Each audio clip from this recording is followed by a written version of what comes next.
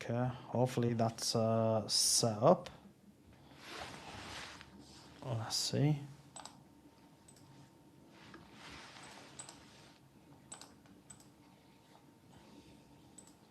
Okay, hopefully that's set Let me know if up. this is working. Let's see. Wait, why is this not the dark mode? Oh, it's because I'm not on the... Oh, sweet, Andrew's already there. Let me know if this is working. Wait, why is this not the dark mode? Oh, it's because I'm not on the...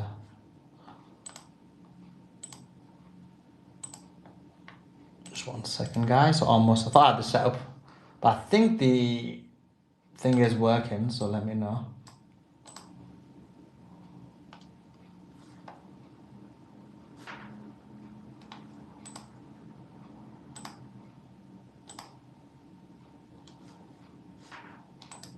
Okay, guys, retweet the space, reshare the space, let everybody know we're live. Let's try and get as many people in here as possible.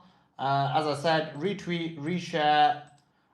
We're back on the space. We've got so many great people on here. We've got Andrew, we've got Cyrus, we've got Manko, Ayad, and Ashkan as well. So it's going to be a great conversation for sure. Lots to speak about and lots to get through. Let's go to... is it working? Yeah, people saying it's working. Brilliant. Let's go to Andrew. Andrew, hope you're doing well. How are you? Give us your thoughts. Good. Yeah, Suleiman, great lineup as always. Yeah, Matthew Ho is really a very level. He's an awesome analyst. He goes also beyond his military expertise. And for those that aren't aware, to be selected, handpicked to be on the presidential staff as a military officer, you've got to be the elite. You got to be elect. He will never blow his own horn there. But yeah, he's high. He's high stuff. He's the big deal. And for you to get him on there, I can tell he really enjoys being on your channel and being with the Moral Resistance here. And Suleiman, again, the way you're able to interact with your guests is extraordinary. Kudos to you. Well done, sir. But Matthew, and Matthew today, while listening to him, I can't agree more. I mean, here we go again. It doesn't matter. Okay, we're going to play the same thing, same old, same old. Bring in the carrier battle group. So what? What are they going to do? Nothing. We're going to do the same old thing. Let's rinse, repeat, rinse, and repeat. It's not going to change anything. I do believe. I know that Cyrus and some others don't agree that there will be. I think Cyrus will say there will be some military skirmishes. Let Cyrus weigh in on that. Great to see everybody on here. But I think we will see military action. It'll be some activity, bombing, blowing stuff up for show. It'll be like fireworks. Look what we did, blow some stuff up. But we know, and we have the evidence, a preponderance of evidence. It will not do anything other than kill some innocent civilians. If America stupidly, insanely, immorally wrong goes in and starts taking out infrastructure and killing lots of civilians, it's going to get ugly because. And I fully support Iran's initiative in striking back with a quid pro quo, taking out the GCC infrastructures to the extent all their desalination plants, let them have it. Also, I hope they really let loose on Israel. I love singing Boom Boom Tel Aviv. And I think we're going to see that, and Israel better be ready for this because their ass is going to get lit up here real soon, as well as it should be.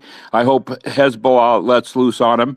And this is righteous indignation as a Christian. It sounds like I'm plotting to see a war and genocide, not genocide, but I'm plotting what would be what the other side would call, oh, look, Iran's committing the same thing as Israel. They're killing innocent lives. No, Iran has consistently taken the moral high ground, but they need to strike back, and I believe strike hard. I pray Iran does get nuclear weapons in the end and becomes fully nuclear capable. They need to be, because if they were fully nuclear capable, Israel and the U.S. wouldn't be pulling the crap. They would treat them with the respect and honor that's their due. Just like the Russia, just like we treat Russia and China, and we are kissing and sucking up on China. I know Mango will come up when he's turned to speak. He'll push back against that, but it's obvious. Here's Trump kowtowing to him. Xi Jinping's pulling. He's pulling the strings there, and it's interesting that when the Air Force One landed, that the head of state didn't meet him, but later. But I won't get into that. But militarily speaking, the U.S. cannot win this. They have not won it. There will not be a massive ground force invasion. All the bombing in the world, we don't have the standoff weaponry. We're short there. So they want to start dropping dumb bombs. Rand will start dropping our aircraft. I really believe that. And we'll see as we continue in this, but keep fighting a good fight. We are the moral resistance. And both interviews today, outstanding. Thank you. Thank you so much, Suleiman. And keep fighting a good fight.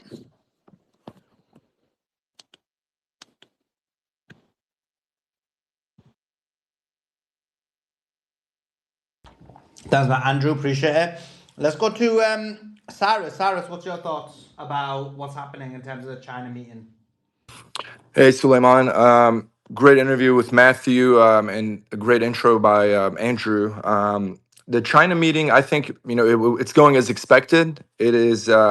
It's mostly about kind of business as usual. Trump wants to kind of showcase the prowess of the U.S. economy. To me, it's a bit cheap. It's not normal behavior for a diplomatic delegation to show up. I think this is the second time he's done it.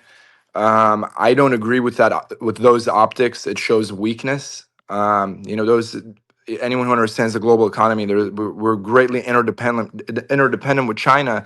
They greatly depend on us, not quite as much, especially in recent years. They've made great strides in being more independent, but nevertheless, they are quite dependent on the United States and the global North. So, to me, it's business as usual. China, as always, plays it very measured and smart. They don't really take sides and get behind causes. They do things. They're very shrewd, and they do things for their own interest.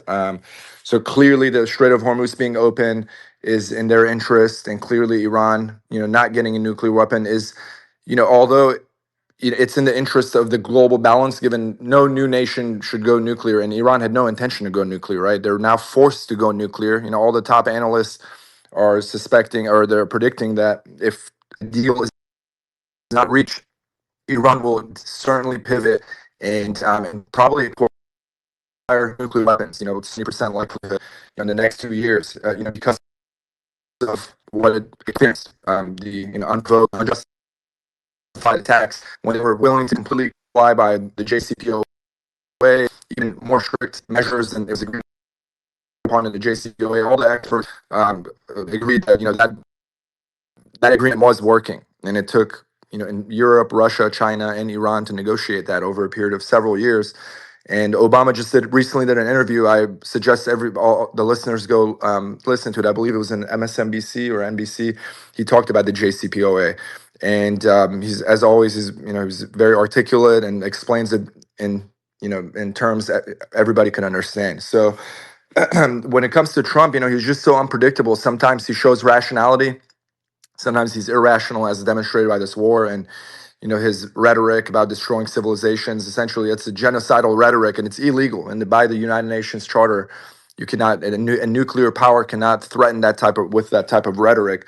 So it's very unbecoming of it's an embarrassing time. This is call it 10 years of humiliation under Trump. And even before that, I don't think we could really hold our head high as the way America has been behaving with respect to the wars that's been waging post 9/11.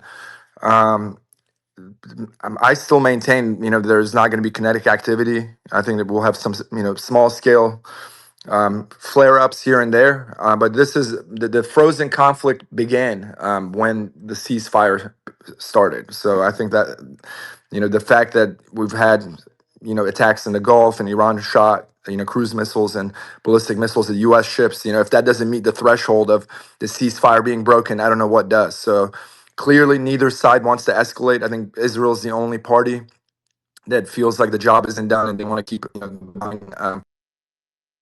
campaign going. But this will show their limitation in power. Israel is not the end all be all. When the global economy is at stake, I think that even Israel comes up short. So I predict they're going to take an off ramp, and then Iran is going to continue to fare a difficult journey. Until we have a presidency like Obama that is willing to use diplomacy as a solution.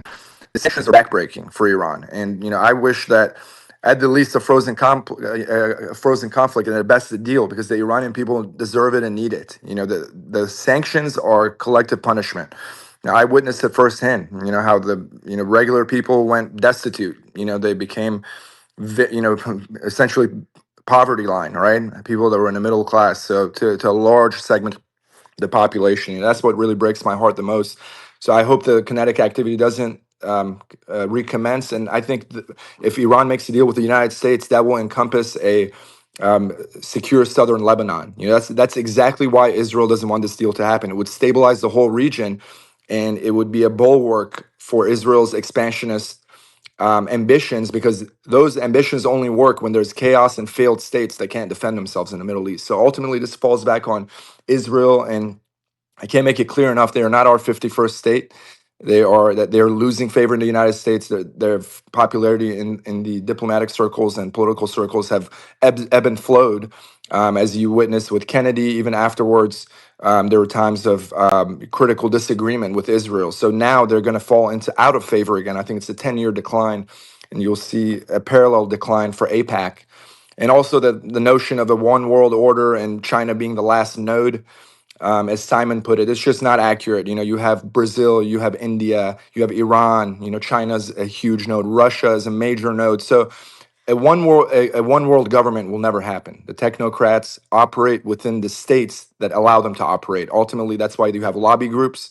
You have APAC, you have the tobacco lobby, you have the NRA, you have the pharma lobby, right? That's how powerful the politicians are, and that's how powerful the American vote is. Or if you're in a democratic, a liberal democracy, your vote does matter, right? So I can't speak on any other country. I haven't studied how other countries work, but I know in my country, which happens to be the most significant to the outcome of the affairs, because we are a very powerful country and our actions can hurt people or they can benefit people, right? So at the least we want to be net neutral and not hurt people. So I always implore people to vote the right politicians in at every level of government. For the presidencies, I didn't vote, but I always vote for Senate, House, my local elections. I think definitely keep the democratic fight alive. And, there is always a great hope to bring in good people that share your values to pivot your country's behavior. That is a system that does work, but sometimes it seems slower than we want. But nevertheless, you are the only hope if you have a power to vote.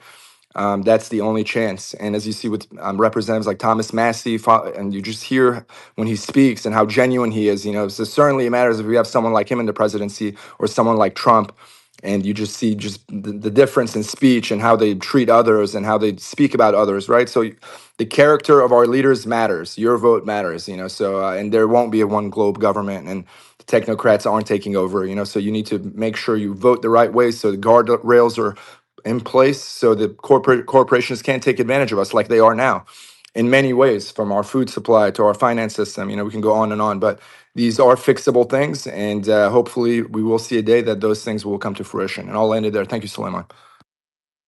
Appreciate it. Let's bring Manco into the conversation. Manco, I know you're kind of very pro-Trump, but then on the other hand, you're very anti-China. And so what's your thoughts on this meeting? What's your thoughts on what's going on?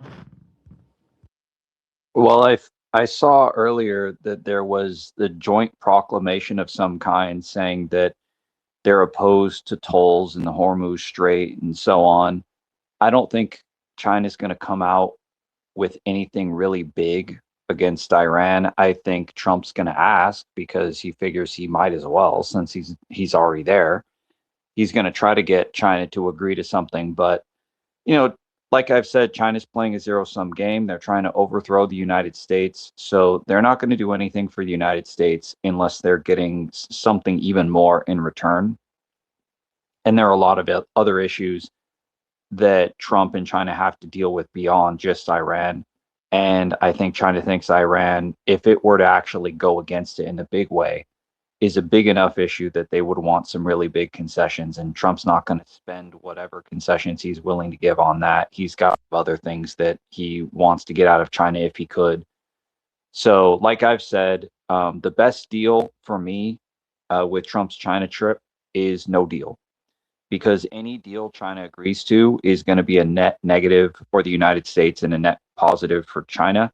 And so basically, a zero is what we can hope for if there's no deal. Any deal is going to be like in the negatives below zero for America. You're never going to get a deal that's in the positive.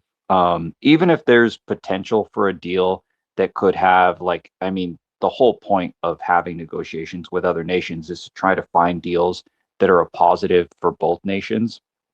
China's not going to do that unless it's something that the Chinese side is much more important to China than the American side is, because, like I said, they look at it as a zero-sum game.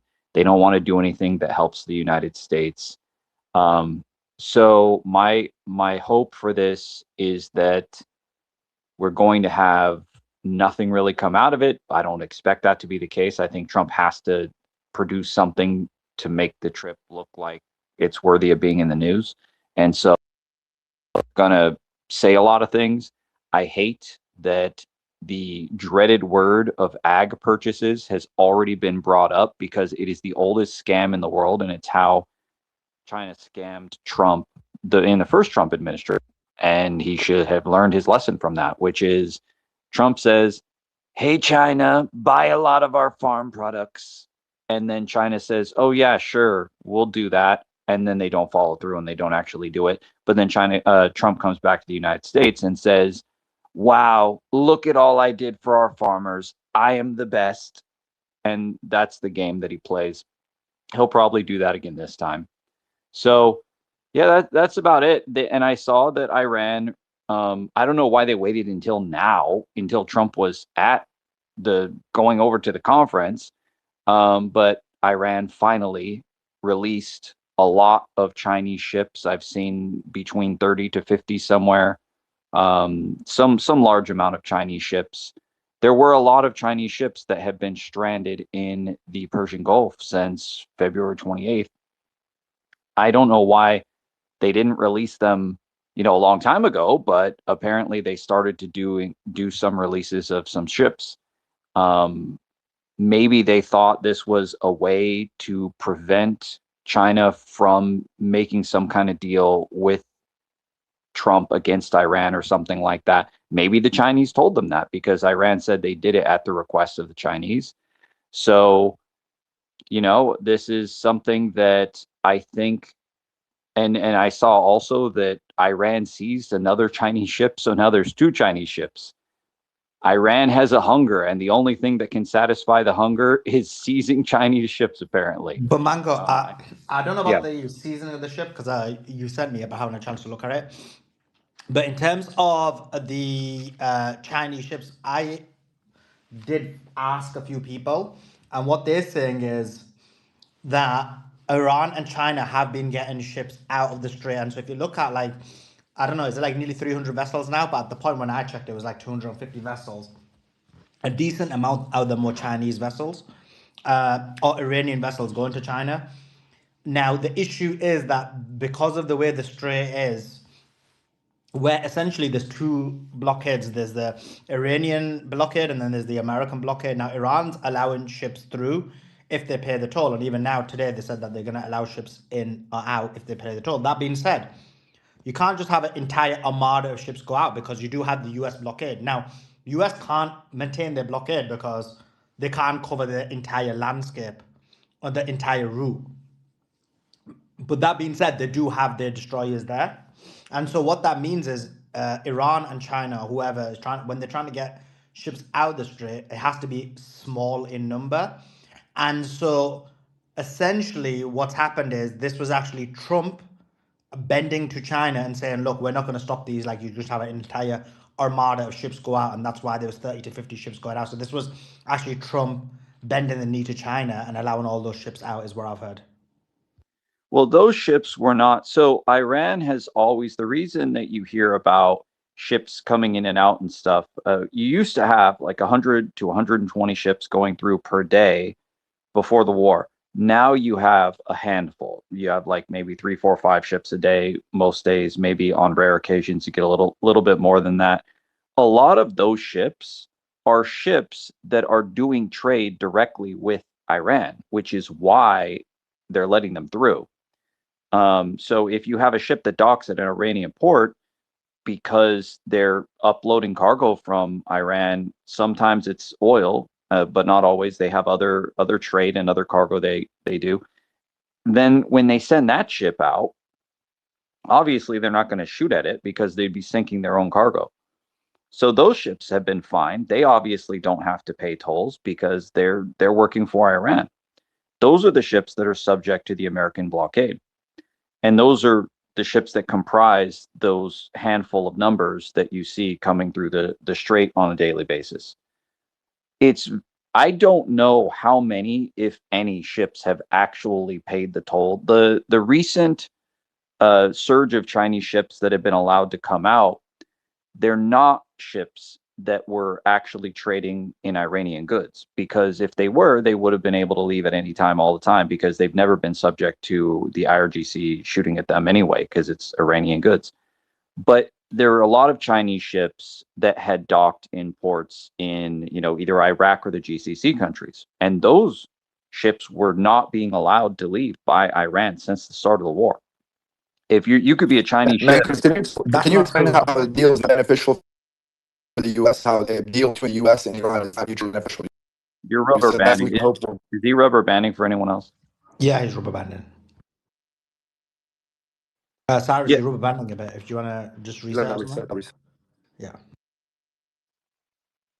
Yeah, so what Iran did was it allowed a lot of ships. I don't think it's all of them, but it's a substantial number of ships that are of Chinese ownership and have docked with these other GCC countries, whatever, which they've not let out. Like if you're a Chinese ship, but you got a bunch of oil from UAE or something, Iran still wouldn't let you out.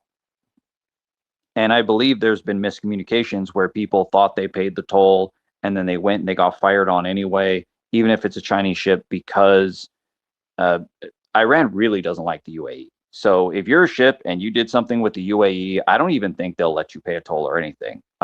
They've been kind of zero tolerance on that. But it's been very unclear because Iran doesn't publish the information. We don't really know. This is kind of done in secret. It's unclear if there's anyone really paying the toll. This is why I've been saying throughout the entire war, because there's been talk of tolls since the first week of March, that I don't see that there's any actual toll stuff going on, because if there was, the volumes should be higher. We should be seeing at least, 20, 30, 40 ships going through a day. Maybe we're not going to get back to the 100, but we should be seeing some percentage of higher trade volume than we've been seeing, and we haven't. The only time that I know someone tried to pay a toll and it didn't work is when that Indian ship got scammed and paid a toll to the wrong person, and then they got fired on anyway because they didn't know what they were doing. And Iran now recently set up, okay, we're going to have a website, we're going to try to make some orderly situation to this so that we don't have this kind of ad hoc situation where people get confused and there's miscommunications. But we still haven't seen, after they made the website, we still haven't seen that there are a significant increase in the traffic. So from where I don't know if any ships have paid the toll or how many, but it doesn't look like it's a significant number, or else you would see more traffic. Does that make sense, Suleiman? Yeah, I don't agree with you. That's what I'm trying to say. I'm aware that people are paying a toll, or they're having an agreement with Iran, which is a different agreement, as in they agree to different aspects or whatever it may be, not specifically fee-based. If you look at what's happening with the ships, all ships are allowed to go through the strait. They're not going to charge themselves a toll if it's from their own goods. they're allowing ships to go through. They don't have no issue with Chinese ships going through. China is basically allied with them. And in terms of the UAE specifically, I'm not sure about, so I can't really comment on that. If they've banned UAE specific ships, but generally throughout the rest of the GCC is happening. We, for example, had a LNG from Qatar that went through the strait twice. So obviously, goods are coming through different GCC countries. The difference yesterday was because, as you mentioned, there was a large number of vessels going through the strait every single day. Yesterday, then we only had like 5 or 6. Yesterday was unique where we had 30. And the reason for that is quite simply that the US bent the knee to G. G asked Trump, look, let these ships through. And obviously, Iran then was able to allow these ships to go through en masse. And then China was able to get these goods. So this is just But China Suleiman, maneuvering its power in order to get what they want. And essentially, is demonstrated once again that Trump basically has no power when it comes to China. And he's always willing to bend the knee to them. But CENTCOM said very clearly, like, this is the criteria for who is under the blockade. And they said it was just ships that docked that were going to or from Iranian ports. So these ships were not ships that were going to and from Iranian ports. These were the ships related to Have you got all. evidence of that? Because when I checked, and I haven't done a deep check yet because obviously the news came out and I started the stream. From my understanding, they're a mixture. There is some of them which are from Iranian ports and others that aren't. Well, even if there were a few, the trade volume from the Iranian ports is only a few ships a day. It's not like 30 plus ships. So that's not like consistent with what that would be. And they've been allowing them through the whole time. So there's no reason for there to be like a big surge of them or something like that. When it comes to the ships that are associated with Iran that are coming to and from Iranian ports, the US has been handling those in different ways. A lot of them, they turn them around. You saw sometimes if they're going back to Iran, they've started to shoot at them to disable them or something. Some of them, they'll let them go through and get all the way to the Indian Ocean or all the way into the West Pacific and then have Indo-PACOM board them or do something with them. And then I also saw that if it's not oil or something related to the military, they consider it to be humanitarian and they'll just let it through. So those ships, they're not blockading either. They just inspect them to make sure they don't have like any missile precursors or oil or something. But that's the state of affairs from what I've seen in the last few days. Yeah, I mean, like I said, I disagree. I think that it's quite clear that something unique happened yesterday, which was 30 or 40 ships going through, and those were because Trump basically finally agreed to the blockade. But let's go to Ayad. Ayad, jump in, give us your anything you want to add. Yeah, thank you, Suleiman, bro. I just like to think that this China trip is not just related to the trade policies. It's probably has something to do, many things to do with Iran.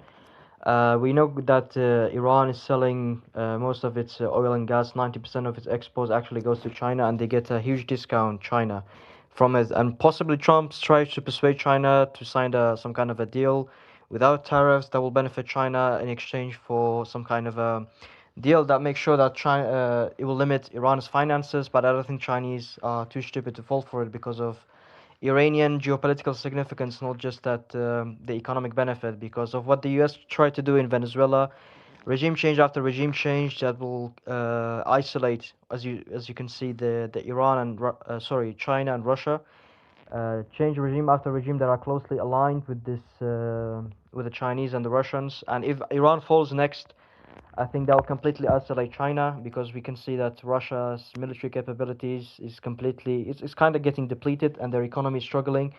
And if Iran was to be were to fall just like Syria, just like Iraq, China will be completely isolated and they can never become truly reach the superpower status or can challenge the United States anytime in the future because of the United States and its allies that will completely dominate China economically, militarily, in in every way.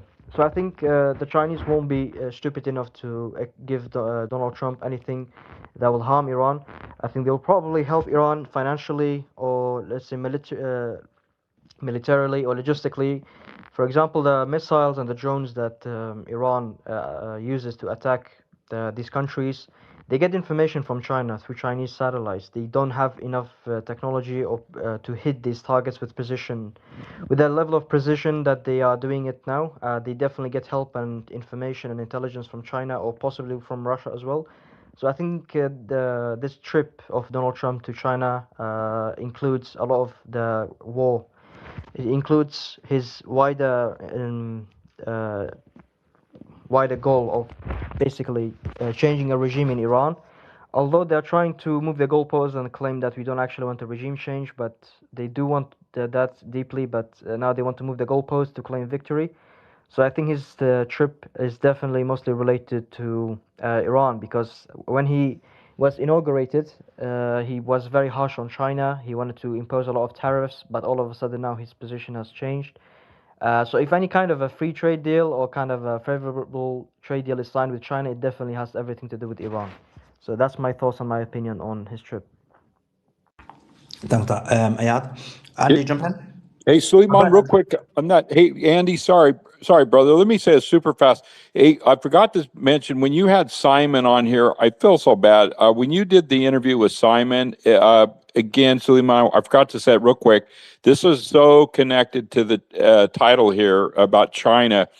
Folks haven't watched it. I've watched it, but when you listen to Simon, it really is like taking a drink of water from a fire nozzle. And Suleiman, thank you for breaking down what he puts out. But folks, it's happening. What Simon's laid out for over a year, I've listened to him. It's happening now, I believe. So that's huge in all this too. Sorry about that, Andy. I didn't mean to jump in. Thanks, Suleiman.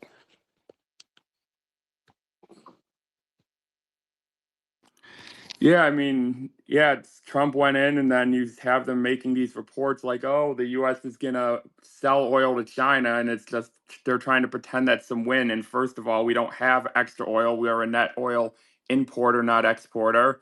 And even if that was the case, Trump's trying to make that sound like, oh, it's some big win for the American people, when that's just money to oil companies. And again, we produce about 13, 14 million barrels of oil a day and use about over 20 million a day. So we don't just have this extra oil to be giving away to everyone. So them leaking things out like that as part of the deal is to just make MAGA think that they're winning and China needs our oil and all this stuff, when that simply isn't the case. They can get most of it from Russia.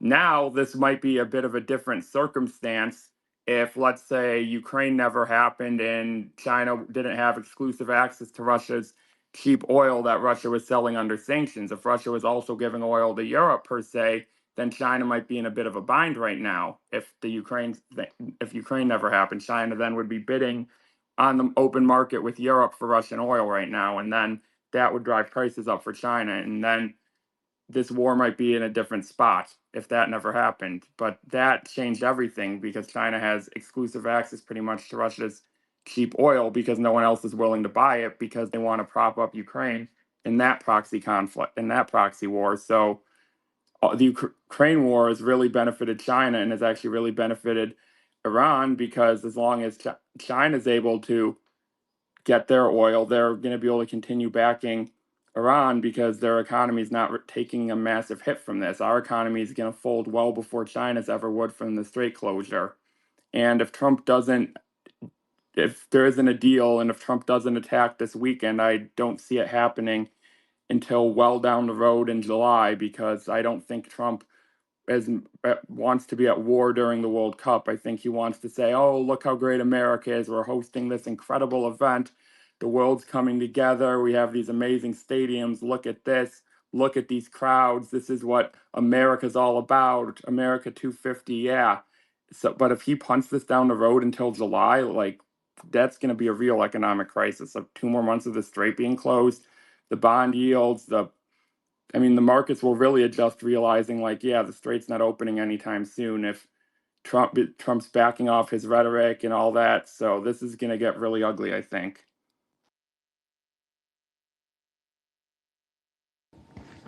I've got some few questions of the panelists, but just before I go to, let's go to Alejandro. Alejandro, jump in.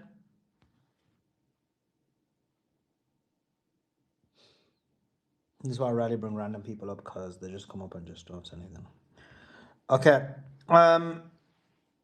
Cyrus, sorry, Cyrus, you had a question for Manco, isn't it? You disagree with Manco Yeah, tonight? yeah, I did. He said that there's no net positive in any deal for the United States, and that's a bold statement. To say that at best it's a no deal, or I'm sure he would love to see Iran decimated. To a point where it poses zero threat, right? To like become a failed state. That's what Israel wants. That's what the MAGA war hawks want. Lindsey Graham. So from a logical perspective, how would it not benefit the United States to make a deal similar to the JCPOA, where Iran is guaranteed not to obtain a nuclear weapon? I mean, it would be physically impossible. So how is that not a net positive for everybody? Can you explain that?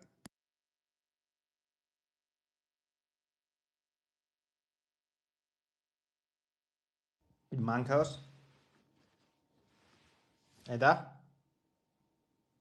Wait, did you just call me? Yeah. Sorry, Cyrus I was was watching pushing. a video. What'd you say? Cyrus, what was it you were pushing back on? Yes, Mankos. So you said there's no net positive deal that the U.S. could achieve by way of a deal with Iran, and we're talking about a JCPOA type deal where Iran would No, be I was talking about unable to. China. I was talking about China. Oh, what deal are we Suleiman was making with asking me China? about the deals with China and the U.S. Yeah. What deal specifically? I mean, they're wheeling and dealing about anything specific. This is just like all for show. It's a charade, right? It's not some. This is a No, I'm saying meeting. China's not going to agree to any deal that benefits the United States. They're only going to agree to deals that benefit China. So I don't think that any deal that comes out of this little summit is going to be good for the United States. So my preference is that we just have no deal, or at least the minimum deal. I mean, the surge of the stock market in the last, quarter century has been because of mutually beneficial deals with China. We've, had a tremendous benefit from it, and we led those deals. It's actually the other way around. The U.S. has set the terms. Now China's Wait, you powerful think it's enough. good that Now China's China's not. deindustrialized the United States? You think It's that's a good thing? it's not a good. We chose that. That was our plan. I mean, I was always against and Well, it wasn't my moving plan. into Was China, it but your it's plan? already happened though, right? But the deals we made were our deals, right? So we thought it was beneficial to us. I was always against it with rapprochement with China in such a big, aggressive way, and now we're paying the price for it, right? So we have a bona fide power, but China's acting much more.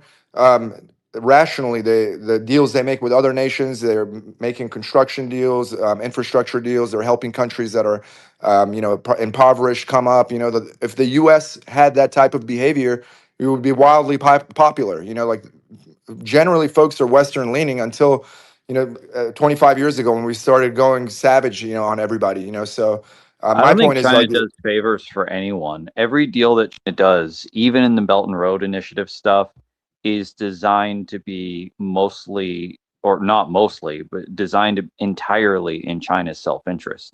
And the and mechanics that's what of we do how too. they That's the American use way, right? That's what infrastructure. superpowers do. Russia No, does no, that. not at We all all. I do it, wish we did but they do that. it. I They would do be it more happy if we fairly. did that. That's what I want. That's what I voted for Trump for. But that's I mean, not what the American we overthrow policy has countries, been. and How much money we do we spend overthrow on countries and foreign install aid and stuff dictators. like that? China doesn't pay foreign aid. I mean, China doesn't overthrow regimes and install brutal dictators. Okay, but We've done it you're changing the countless times, subject. and What you can't about it use then? communism. You When can't use communism as an listen, if you excuse. have a Some people country, want to be communists. if Who are you we to have a tell them not to? country and you want to get it with China and you do the Belt and the Road thing and they're like, okay, we're going to build you some infrastructure, and you get some kind of a loan from China, they never give you the money. What you get is you get store credit in China in RMB that stays in China, that never leaves China, and that money can only be spent on Chinese companies to ship over the Chinese people to actually do the labor and do all the construction stuff like that. And then for all of this, where you haven't seen a dime because the money never left China, you have this infrastructure, It must be, that but it still must be a loan that better deal you than have we're to pay offering, back. right? You It, still have to pay it's that back. it's a And if you competitive don't pay it market. back, if you don't pay it back, then China starts saying, well, then we want to take ownership of the infrastructure. And what's actually been happening has been this stuff has not been very successful when it comes to Africa, for the same reason that all of the West was never able to be successful in Africa, because The projects don't work out. The Africans don't pay. And then China was like, well, then we want to take ownership. And the Africans predictably said, no, we're just not going to agree to that. We're just not going to give it to you. So now China's having to face like quite substantial losses on a lot of its projects in Africa. So they're pulling back a lot of that investment. Yeah, I wasn't talking about Africa though. I was talking about the deals they're making with Saudi Arabia, with India, with rather with Pakistan, within Asia, with the Philippines. They have a lot of influence. Vietnam had to push back a lot. They're trying to encroach on U.S. Sphere of influence, right? That's my issue with it. So we're not offering better deals. China is offering better deals and treating people better, and certainly they're not starting wars and threatening to come and drop bombs on people's heads and kill their leaders and snatch their leaders up in the middle of the night with their wife. You know how terrible that is. That you Well, like a America, dignified man, whether listen, we whether don't he's have, communist or not, whether he's pro-American or not, you don't go kidnap people's okay, families, you're right? going I on mean a whole that is thing not here. how you behave. America doesn't have a giant construction industry to export like China does. China spent the last several decades on a massive construction and building spree. So they have, and that's starting to slow down. So they have this large glut of like ability to do construction projects that they're not using domestically. And a big part of what that Belt and Road stuff does is it exports this. And it tries to get other countries to essentially pay to keep the Chinese construction workers employed. So yeah, obviously the United States isn't going to compete with that because we don't have this like massively overbuilt construction industry that we're trying to keep employed. Well, I'm sure you know what King Leopold II did in the Democratic Republic of the I know Congo. it's lied about and The European. propagandized So, about a lot, and it's actually whatever. not It's true. not propaganda. It's not propaganda. There's tons of It evidence. There's is. overwhelming There isn't evidence. overwhelming What they evidence. That's did. actually the They whole brut. point, is that there actually is There's no no way. evidence, Cyrus. If you've How actually can looked you into at it, all? it's, What about the French in Algeria? What about the French in Algeria? are Also, we just Cyrus, gonna what like about all machine this gun go from one topic European? to another like this? No, but I'm saying I'm talking Yeah, about with European the French imperialism bought an versus what China insurgency in does. Algeria. What You're about it? trying to say that China. Are you mad because You're they trying to say like that the European Belt and Road electricity companies, Initiative. bulbs with car No, I'm European making a batteries or very clear something? oil point. companies. One second, Ayat. Let me finish this point. I'm making one very clear point. Compared to what the Europeans and the Westerners did in Africa, of course, the Belt and Road Initiative is far more beneficial to the locals. Otherwise, they wouldn't take it, right? In Africa and other Well, places, a lot of them are China is starting to making more refuse favorable. now because they think it's a bad China deal. is making more They favorable think it's a deals with death the trap. world, and they're treating. Not only they're making better deals, they're not killing people. If you look at what the French did, look at What year what the was that? Belgians I did. mean, this is what's weird about all these like Not too long pro-communist, ago. Not too long. Hey, not anti-American too long people ago. is that they love It's not talking about stuff anti-American. I'm from talking like about the 60, Belgians. 70, 80 years ago. I'm talking about the Belgians. How's that anti-American? I'm saying European The Belgians imperialism. wasn't What does even that? within What the does that have last to do with century. America? That How is was in that? the 1800s. That was in 1913 up until like the 1920s. The Belgians created human Over zoos 100 years all over ago. Europe. That's not that long ago. That is not that long ago in the big scheme of things.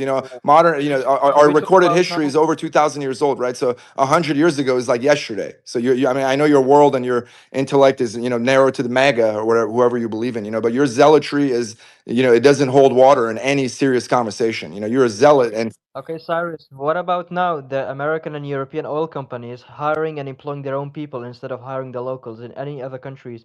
For example, in Iraq, there's so many American and European oil companies that hire only their own, and it's much more profitable than the construction. How much money do the Chinese construction workers get paid daily compared to how much the Americans and the European workers in these oil companies get paid? Why don't they hire the locals? Why don't they train the locals? All the profit, I half of the mean, profit goes to usually, the American and usually the European. answer is that these companies would much And that money rather, goes back to the hold on, shareholders in European these countries. companies would much rather pay locals because they can pay them a lot less than expats, but the locals are just incapable of doing the job, which is why they have to bring in foreigners. That is just not true. That is just not It's true. an Because exception that with is not true. I China mean, they're because in not China, doing they any just kind of. don't want to use locals. They want to use their own people no matter what. I They mean, don't the even care about the engineers cost. and construction also require specialized knowledge that the Africans don't have. But you could make that argument as well, but that is a kind of a racist argument that the locals are not capable of working in the oil rigs or being engineers like the Europeans and the Americans can. But not just that. Signing very exploitative contracts with these countries and basically taking half of the profits, and that profit goes back to the European and American shareholders. How is that any fair. Like this is not like this is twice as exploitative as the deals that China makes with these countries. But nobody even talks about this. The fact that everybody knows about the exploitative Chinese deals with these countries, the loans, the construction, but nobody knows about the European and American oil companies. It tells you a lot, especially about the media. How is it biased and how it favors the Western and American view.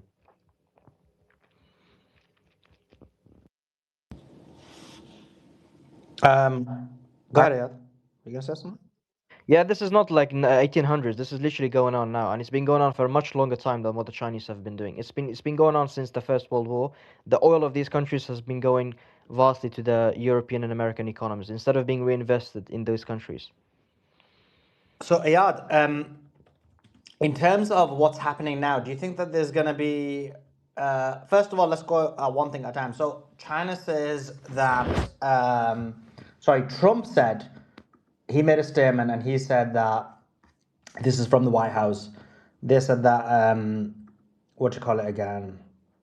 that China agrees with them, that Iran can't have control of the Strait of Hormuz and they can't charge tolls on the Strait of Hormuz.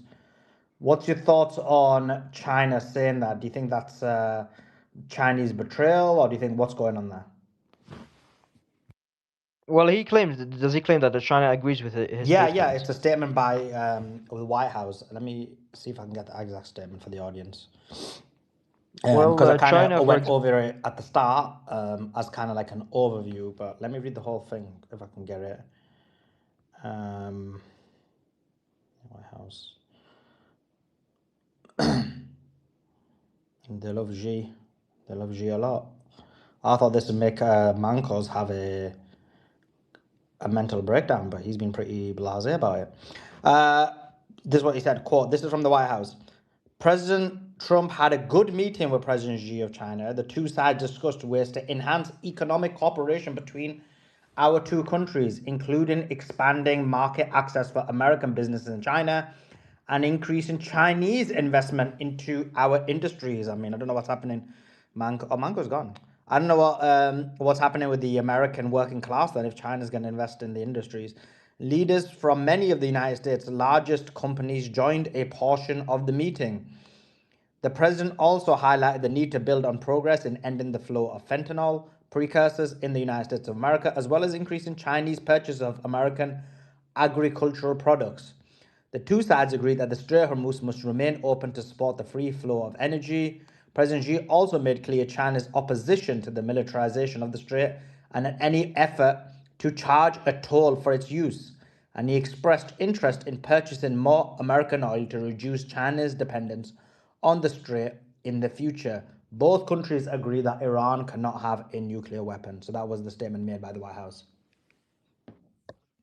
Yeah, well, I would say, obviously, I would classify this as a betrayal, but very short-term thinking by China on the Chinese side. I thought that Chinese would be much more intelligent than if they actually agree to that, because this is just some short-term economic benefit for China. If they sign a free trade deal, that would obviously boost Chinese economy. But in the long run, if the regime is very weakened or let's say overthrown or some kind of thing similar of sorts, it would be very bad for China because China needs allies, just like the United States needs allies. Because these trade deals that are signed by the United States, they can be reversed at any time. We know how hostile the America has been towards China since the Chinese economy is getting close and catching up to the United States. They've been trying to isolate China, put tariffs on China, and also persuade other countries to basically kind of move away from China and setting up factories in India, in Vietnam, in other countries to make sure that the manufacturing jobs leave China and go to other countries. So United States has been very hostile. They don't want to lose their superpower status or their basically unchallenged hegemony in the world. And this is something that can be reversed. Any kind of free trade deal that is signed or any kind of investment that could be reversed in the future if that regime is gone in Iran.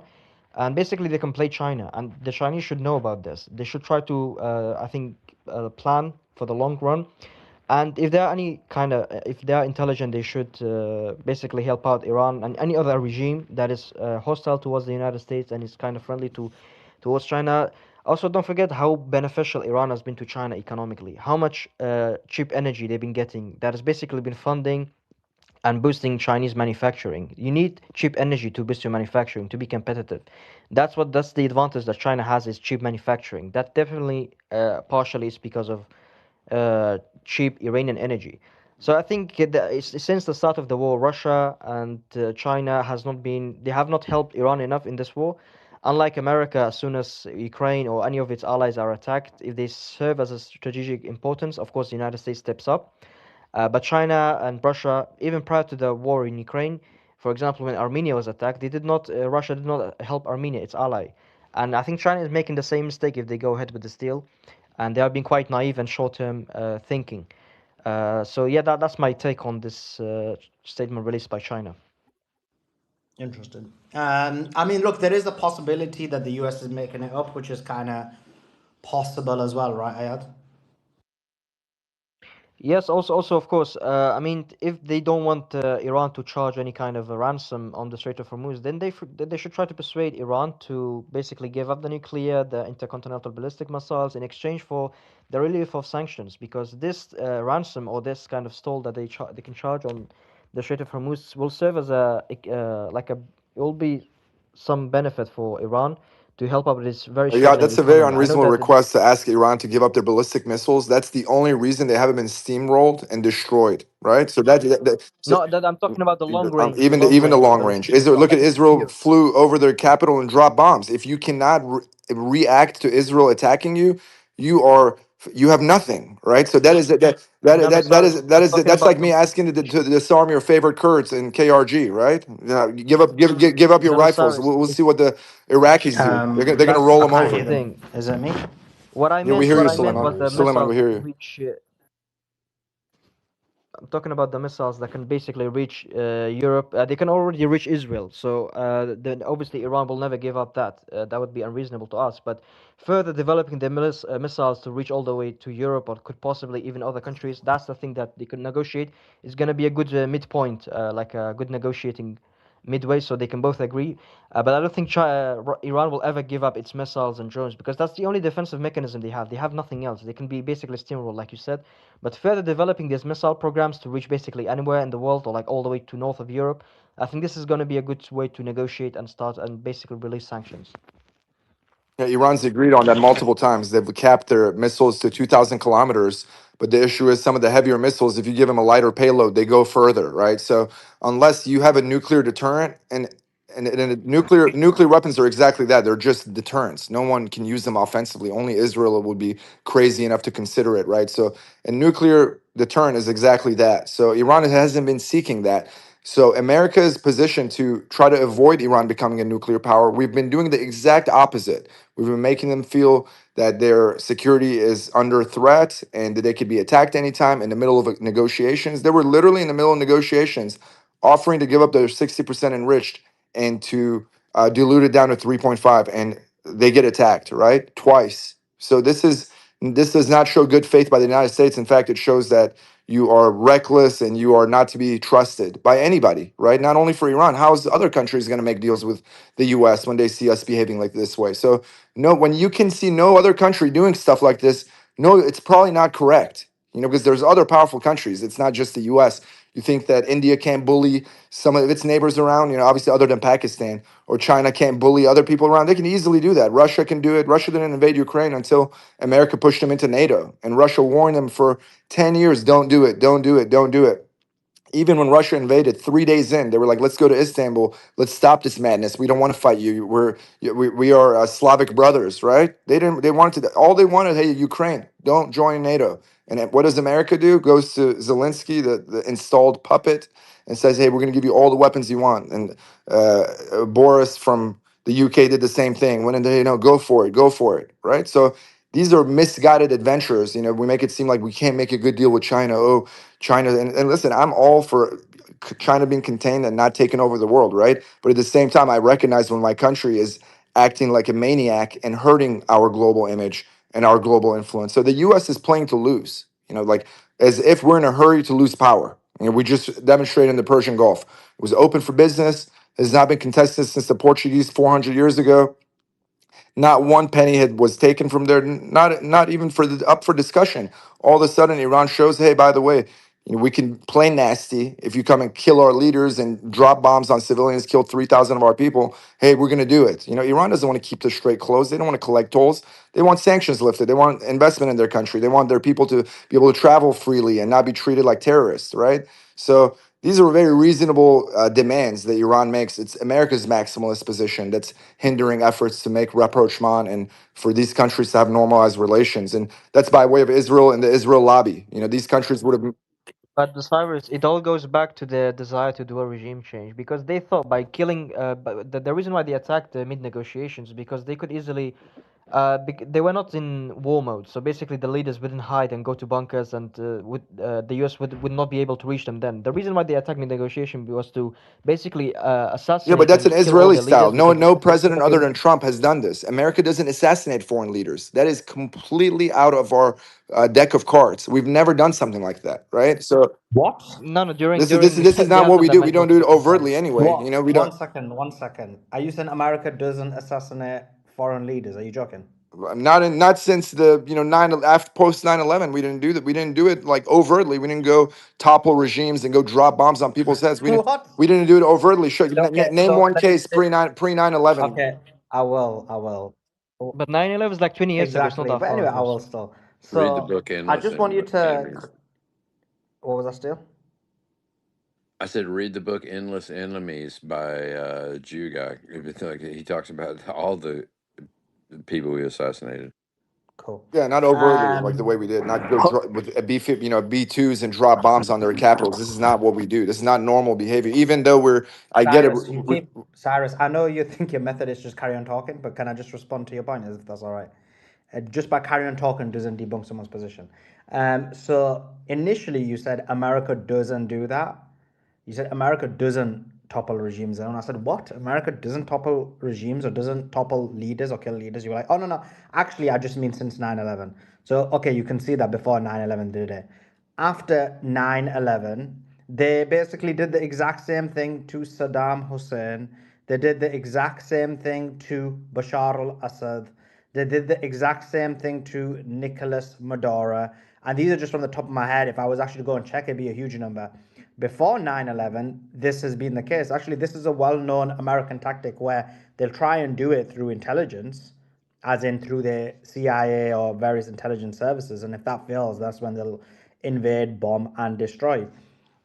So that's happened a lot. But anyway, that was the only point I was going to Yeah, and But I agree, Mosaddeq, Suleiman. sorry Usually man, it's don't done forget covertly, Mosaddeq. like the coup in 1953 in Iran. It's America's playbook. We did it in El Salvador, 100%. I mean, we even before the modern times, super modern times. You know, the banana republics in Central America. I mean, America has a horrible history. I mean, I get it. I admit it. I'm not defending it. But in modern times, you know, this is, and I mean, you've heard me be very critical of us funding al-Nusra, overthrowing Assad and Saddam. You know, Saddam was a terrible person, but we shouldn't go just remove him and create, kill 800,000 Iraqis. I'm sure if they had to pick, they're like, yeah, don't kill 800,000 of us. Let's, and lift sanctions on Saddam so we could eat. 100,000 Iraqis were dying as a secondary results of sanctions that America put on the Iraqis before the 2003 invasion, right? So we were doing collective punishment. America was directly killing with the sanctions 100,000 Iraqis a year, right? So these are all very misguided and barbaric policies, the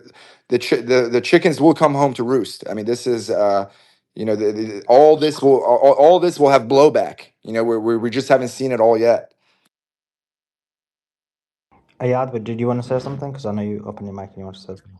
Yeah, I mean, Cyrus, I mean, what do you mean by modern time? Well, obviously, after 9/11, they've been doing this. Pre 9/11, they've been doing this. After Second World War, they've been doing this. As soon as they have reached their superpower status, they have been doing this. So I think it's not something, well, Trump obviously been aggressive, more aggressive than the Democrats previously, but this is not something that is special to Trump or the MAGA movement. It's been going on for a very long time. Prior 9/11, post 9/11, as soon as they have reached their superpower status, that's what America has been doing. That's what I wanted to say.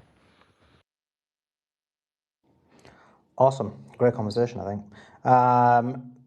Let's go to Steel and then we'll go to Freedom. And then I've got some more questions to the panel. I actually have a question that was back with your interview, and that is that it was kind of the model that Simon's put together that that Americans kind of their debt finances the world, so to speak. I don't know if that's exactly correct, but Andy's here, so he could probably speak to this.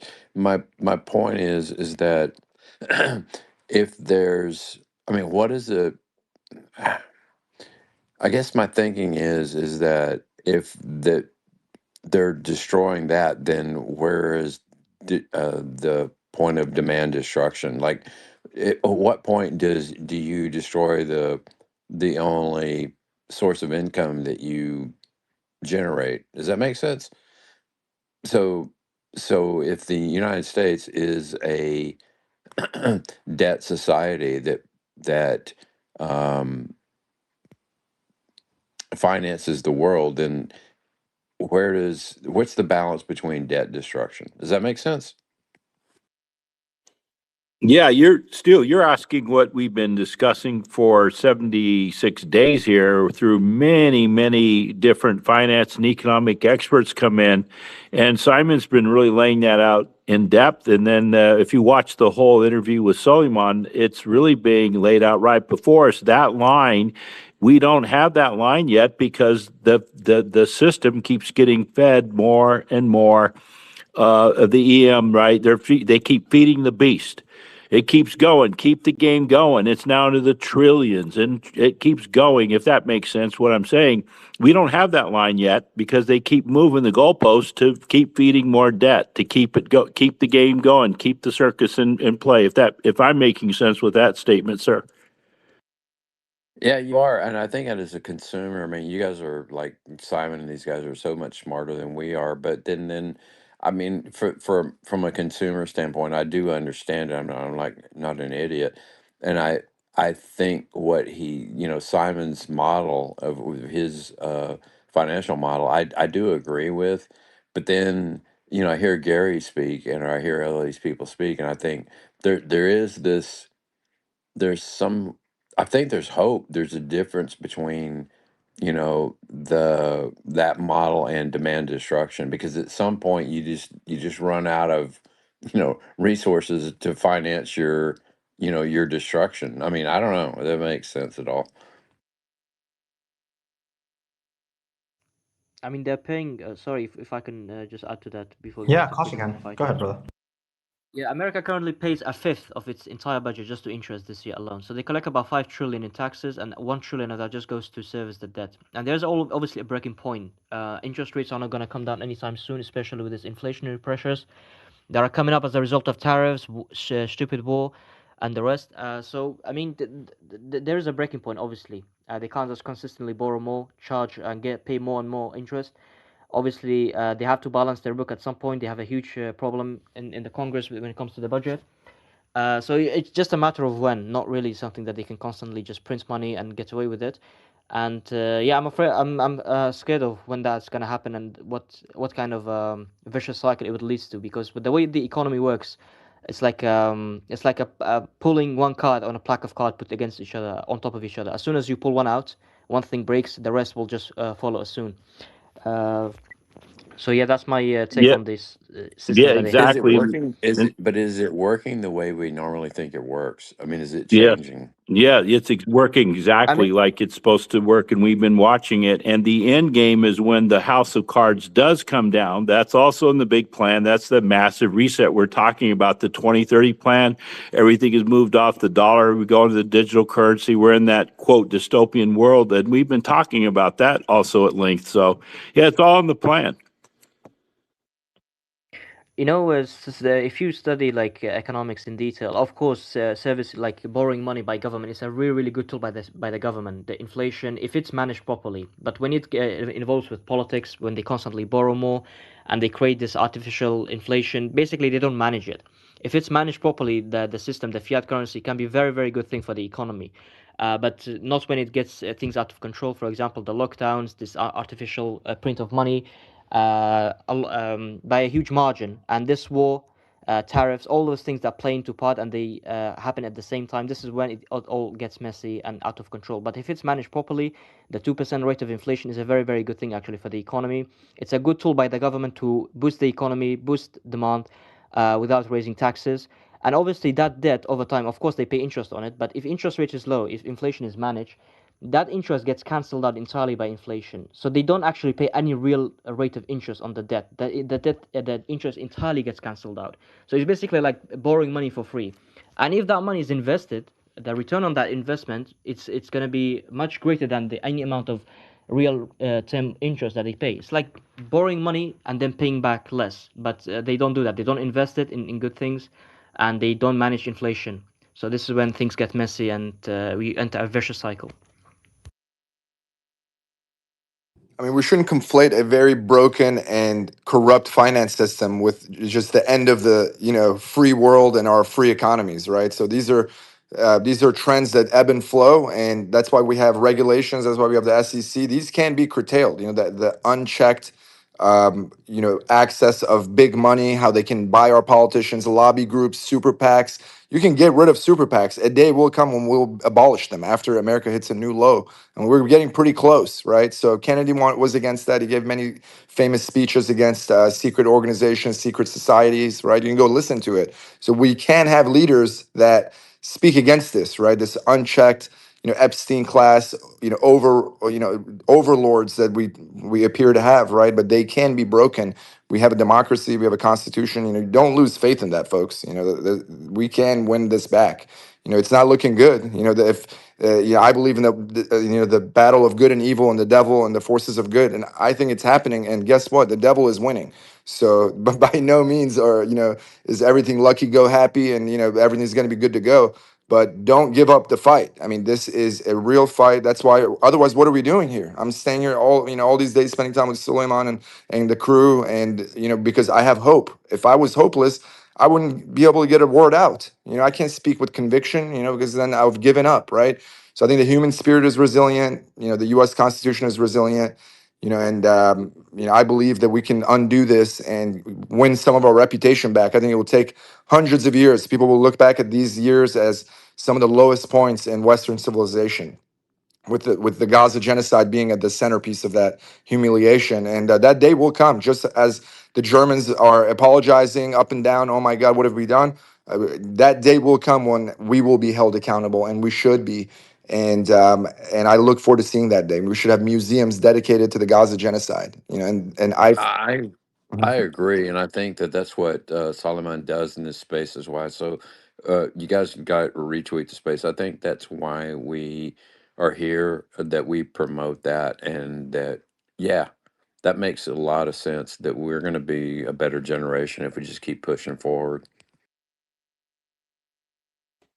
Yeah, exactly. We, as they say, fight the good fight. Here's the problem. The problem in this is we also have to be realistic. And I love Cyrus's outlook. You've got to be positive, and I really appreciate that. And Cyrus is a dear brother. I mean, I know that he really has the best. He's a true American, true through and through, and also, especially, Cyrus loves humanity. He's not one of these ugly Americans that go around saying, we conquer. No, he's got a heart, and I understand that. The problem is this system. Cyrus said something. He said the devil is winning. Yeah, because we understand clearly that the devil is the god of this world, right? He runs all of the systems. We see it. The Epstein class, they run everything. So what we do, we're in this corrupt system. We're not of it. We're not of it. Of it would mean we would be participating in all of this stuff, but we stand against it. A resistance. We are the moral resistance. We speak out against it. Now, us changing it by let's go get a good politician in there. Let's bring JFK back. That ain't going to happen, bro. I wish it did, my dear Cyrus, my brother. I love you so dearly. I wish we could bring JFK back. But anyone that comes in, you saw what they did to Massey. They're going to stomp him out. So what we've got to do is work basically underground. Underground meaning we have to keep speaking, teaching, educating until the masses more and more and more get up, wake up. They're going, oh my God, that's what my job's been for the past 15 years, getting these Zionists that call themselves Christians to wake up And slow but sure, the ones and twos wake up and they say, oh my God, I was so messed up because I used to be one. I used to be one. And so I know how blinded they are. So we keep after it. It's a slow battle. It's a very, very slow, but ultimately is not until God Almighty fixes this. And that's when we're at the very end. We're in the end of times, eschatologically speaking. Islam matches very close to Christian eschatology. And I don't think we're quite there yet, but we're moving into those times. In the meantime, man, we got to go after it. So, yeah, not blackpilling, but I'm putting in the reality here also. Yeah, I'm just followed you, Cyrus. It's Ephesians 6, bro. Hell yeah, man. I appreciate it. I'll follow you back right now. Cool. Let's go to Ephesians Freedom. 6, Go ahead, man. Freedom. Ephesians 6. Let's go to Freedom. Yeah, I mean, I'm currently in Amman, Jordan right now, right? And I think a lot of Americans need to understand, like, when you look at it on a global scale and you look at the dollar as a whole, like the global exchange rate for the Jordanian dinar to USD is about 0.70. So essentially, the US dollar loses about 30% of its value, which is actually insane if you want to think about it, since we're like quote unquote a global power. But for the most part, I just find that interesting that I think a lot of Americans need to understand that when they leave their country and find out what the global exchange rate is for the US dollar, they'll realize how shit the US dollar truly is. And the reason for that is for all the politicians that made the dollar go to shit, you know? And in the Middle East right now, where I'm at is Amman, Jordan, but the Jordanian dinar is a lot stronger than the U.S. dollar because their currency is backed by gold. But as of right now, inflation is hitting Jordan pretty hard. Because the last time I came out here was about 8 months ago, before the Iran-Israel-U.S. conflict. And the dollar felt a little bit stronger. Inflation didn't really hit Jordan as hard as I anticipated this time around. But this time around, it hit Jordan pretty hard. So on a global scale, people are feeling it. You know, people aren't spending as much. The atmosphere in Jordan right now seems very off. A lot of people are sensing that another war might kick off, which is kind of the vibe right now that I'm getting in Jordan. So I think a lot of people need to understand that when you travel outside of the United States, you will understand how shit the US dollar truly is, if that makes sense.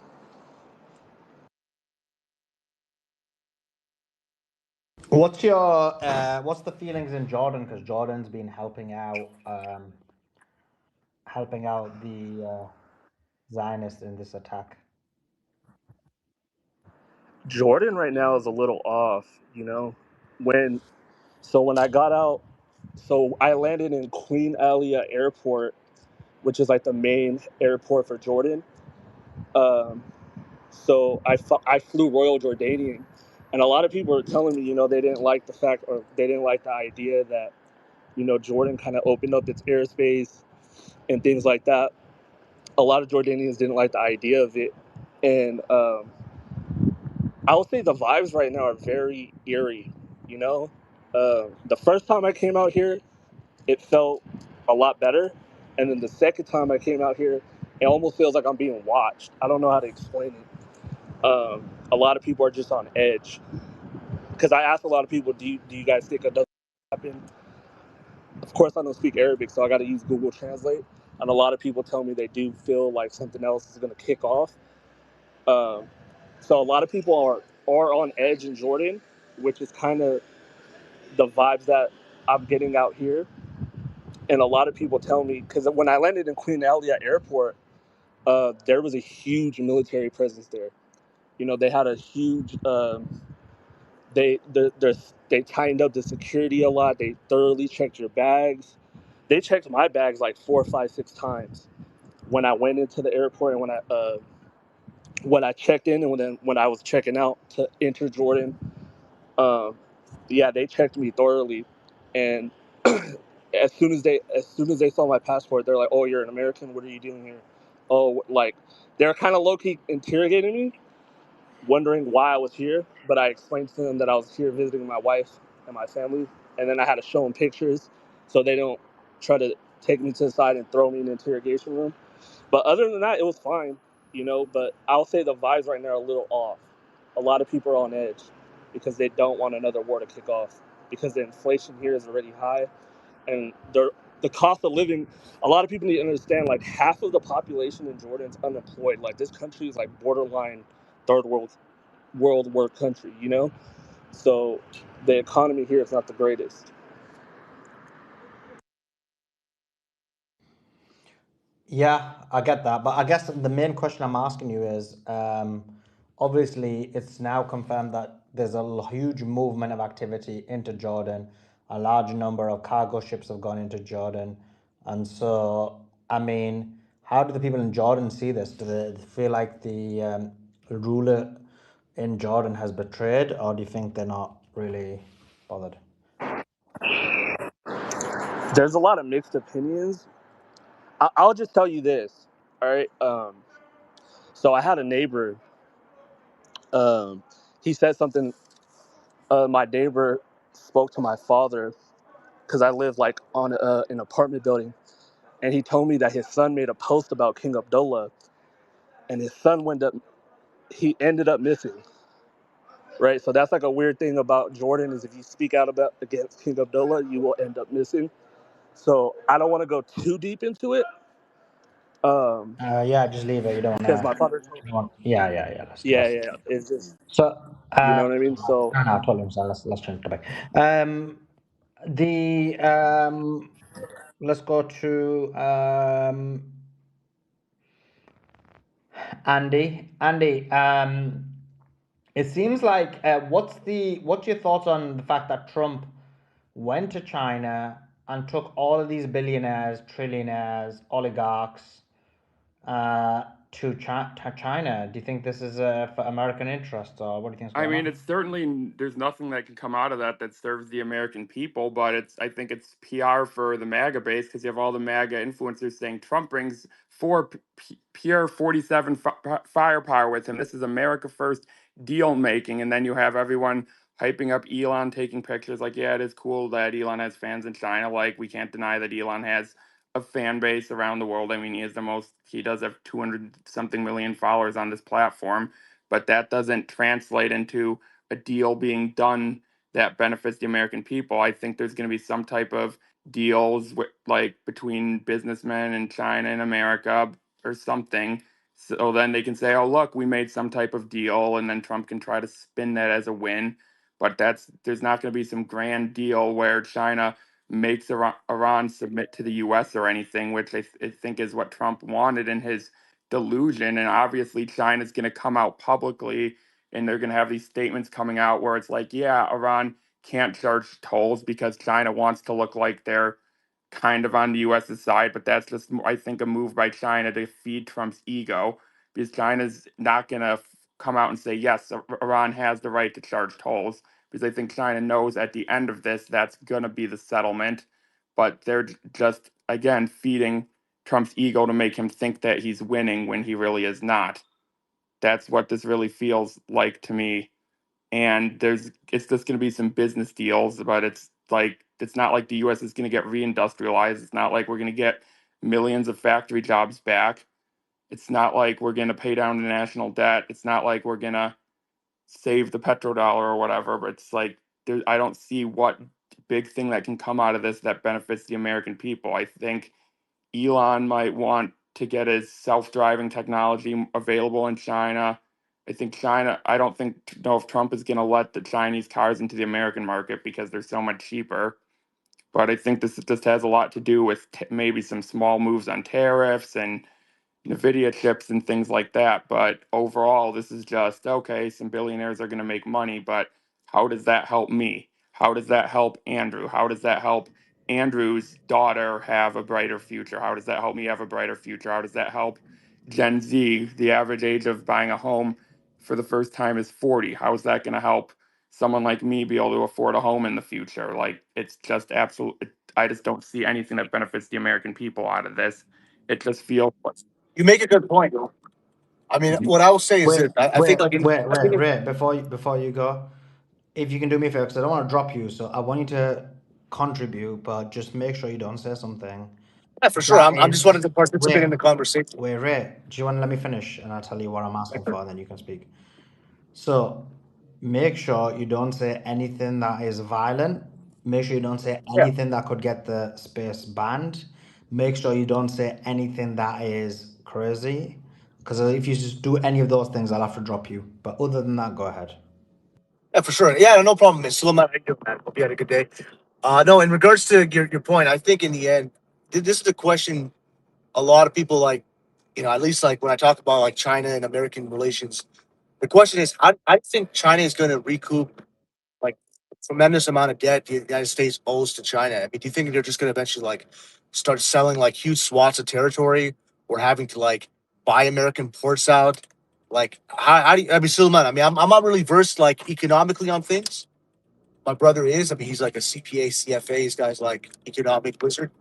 But yeah, he tells me that eventually at one point, like, it's just gonna like the debt is gonna be so high that there's gonna be like Chinese liaisons like in America, like auctioning off things, and like it's like in Canada, you have that. Like Vancouver, there's so much like Chinese real estate in Vancouver, it's crazy, And there's nothing wrong with that. I know like me and Suleiman, we kind of disagree on that. Like I don't know. I mean, like I've always said, like the United States and Canada are like somewhat colonial projects.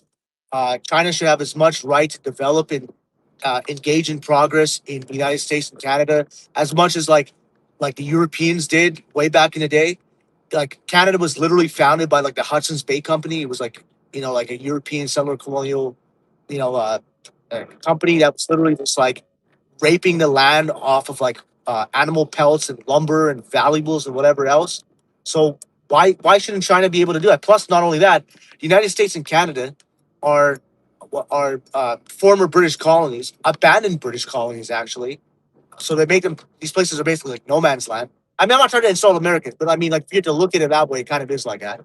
And what the British Empire stole from China, just like what the British Empire stole from South Asia, they used to build the United States and build Canada and Australia. So when people complain, they're like, oh, we got Chinese people here and we got, South Asians in Australia and Canada. Well, they're kind of like their generational wealth was kind of like used to like toil the land, And yeah, also the European settlers, like, they used their labor to toil the land.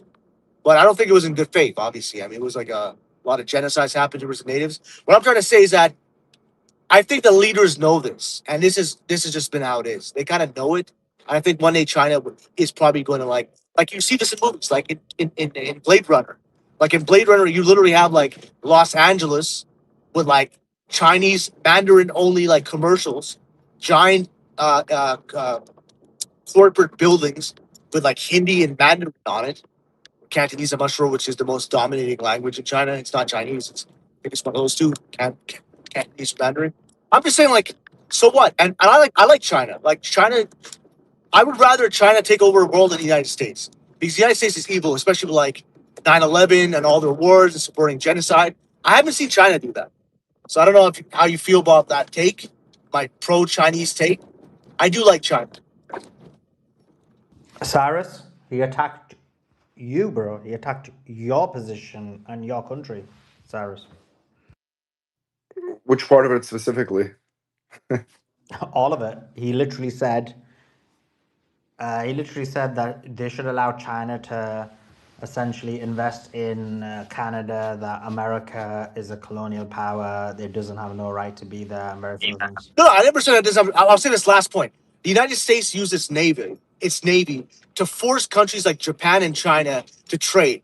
And when Japan said, we're not going to trade with you, they went to war with them and made them trade. So China's trading with you and they're kicking your ass. They're making better products. They have more discipline. You ever see Chinese people in front of you, these large factories in China, literally doing push-ups, like 500 guys doing push-ups in front of the place? You ever see them? And then back to the United States, where guys in Detroit are putting cars together, smoking weed outside on their break, So obviously, like, quality control has gone down. And why is that? I mean, like, the Asians are just more disciplined than you guys. Yeah, I mean, look, It is what it is. no one can deny the rise of China, but this is how great powers behave, right? What the U.S. did, China will do their version of it when they get a blue water navy, right?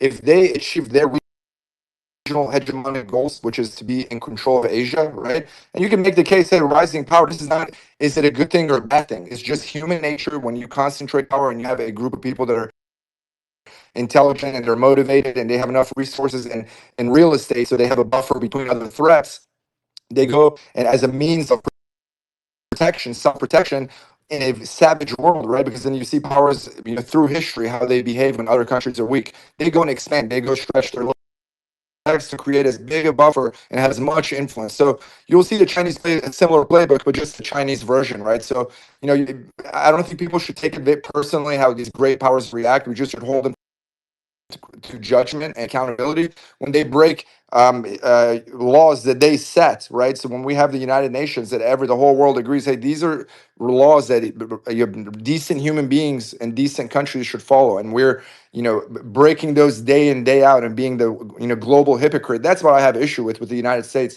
Other than that, great powers behave like this, and we'll see Europe as the U.S. pulls out of Europe because now East Asia is significant. So we're like, hey, you guys are on your own, and I predict that either Britain will rejoin the European Union, or you'll see Germany's already arming up again, right? So the Europeans go at it. If we extrapolate this in the next 200 years, if the U.S. is completely a vacuum in Europe, you will see that there will be armed conflict amongst the European nations. They can't keep their hands off each other. The only reason they haven't been fighting in the last 100 years is because of the United States, right? So since World War II, we've been the stabilizing force in Europe. So these are natural events that happen. The Germans think that they're superior. The French think they're superior. Any viable country that can project power has some sense of supremacy. It's just a natural, it's a tragedy, right? That's why when you look at global politics, it's a tragedy because it leads to human suffering, right? Someone is always hurting someone else.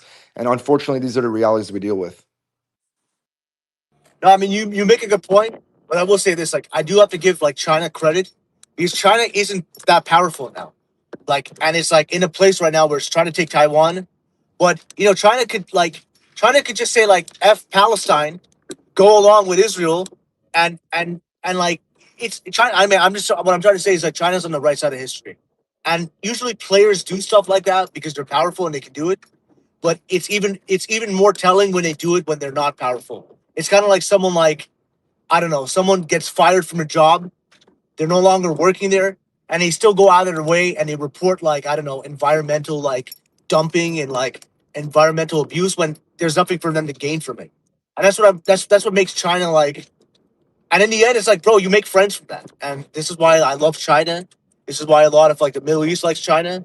And you might say it's strategic, but it's like at the end of the day, like if it wasn't for China arming Iran, Iran would have lost without a question.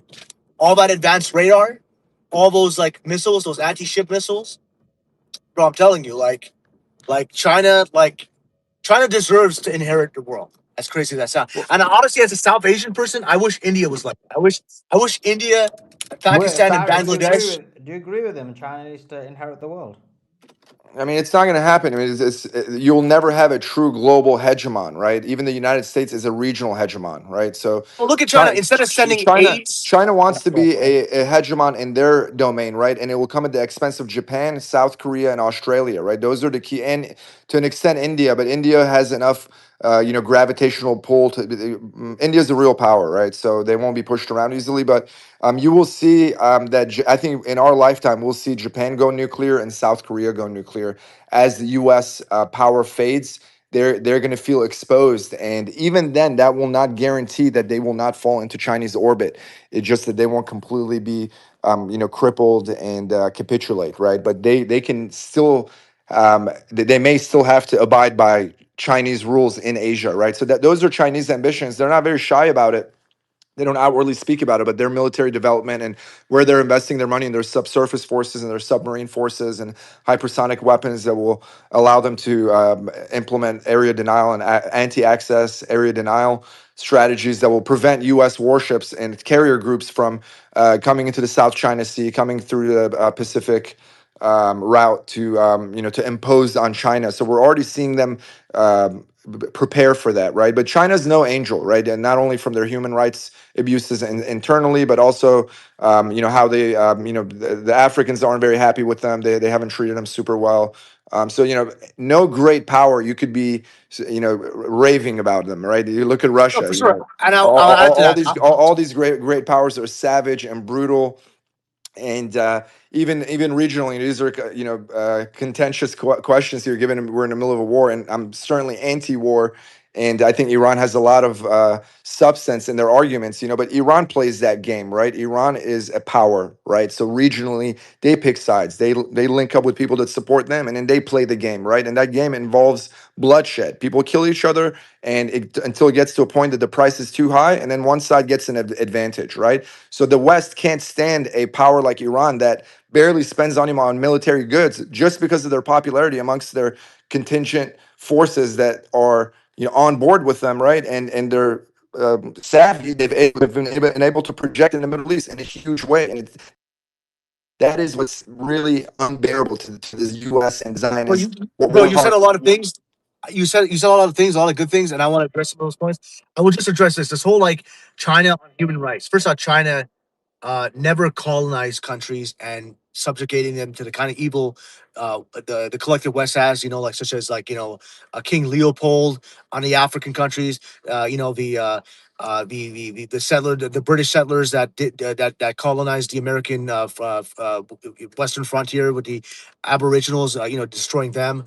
I mean, the United States sent aids. Okay, I'll just say it straight up. This is X, free speech platform. Our theories.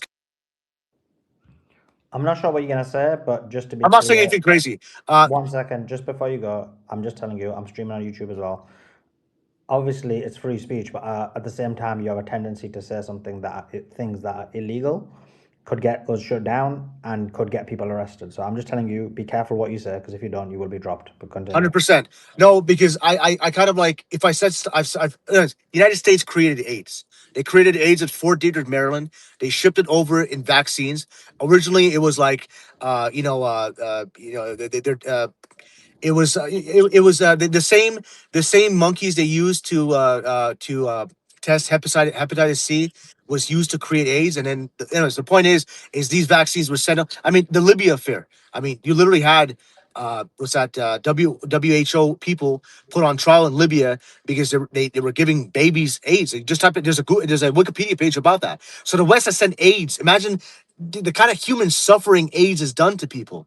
Okay, and the guy who made AIDS was actually Robert Gallo, whose protege was Robert Fauci. That says a lot. Okay, scandemic, pandemic. So that's basically it. I'm telling you, and as a South Asian too, AIDS has ravaged India. It's all over. It's ravaged India. It's ravaged. This is what the instead of sending AIDS to country, China has been building railroads, bridges, light infrastructure in Africa. Okay, yeah, maybe maybe they have extra security to protect their workers in these worker villages.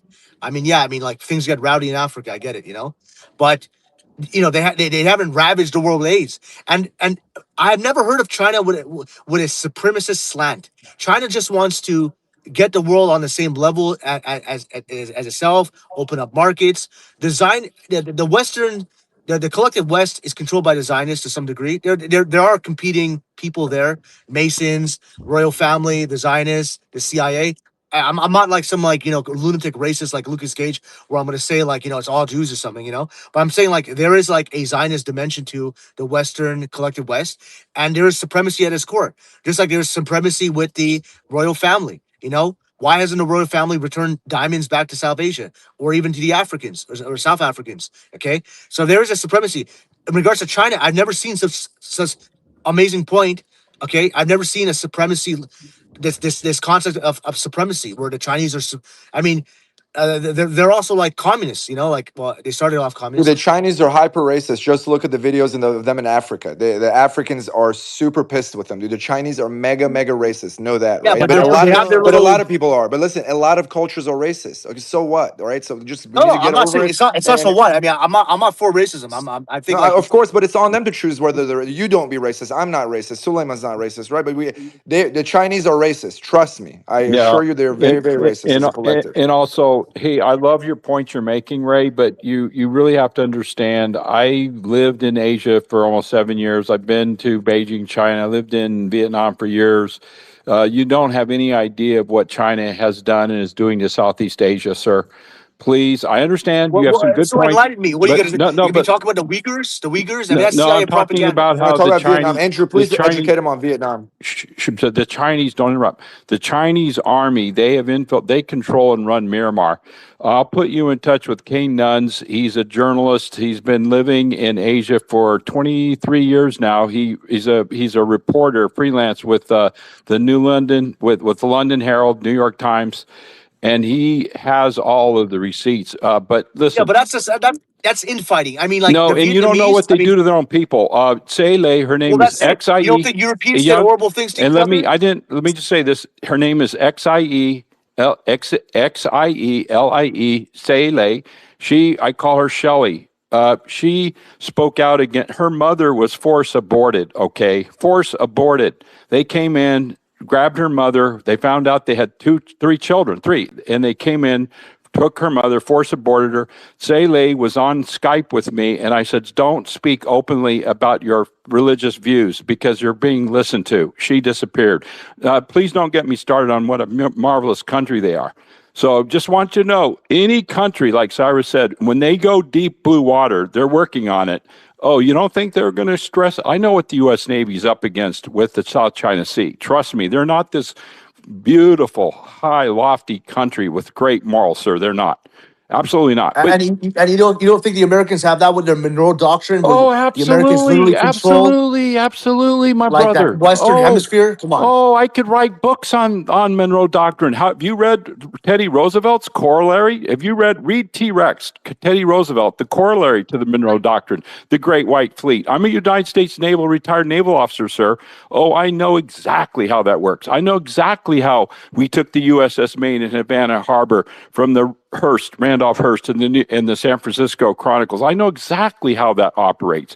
We are the evil quintessential existence of evil in the world with millions and hundreds of millions of lives we saw. Oh, I'm just going to say this: China has the right to defend its greater absolutely. borders. China has a right to have a surveillance state. You know why China? China and places like Iran has a surveillance state? Yeah, go ahead. I think we're getting off track here. Yeah, massive. Okay, 1 second. We're getting off track here. Okay, the reason why, what you call it again?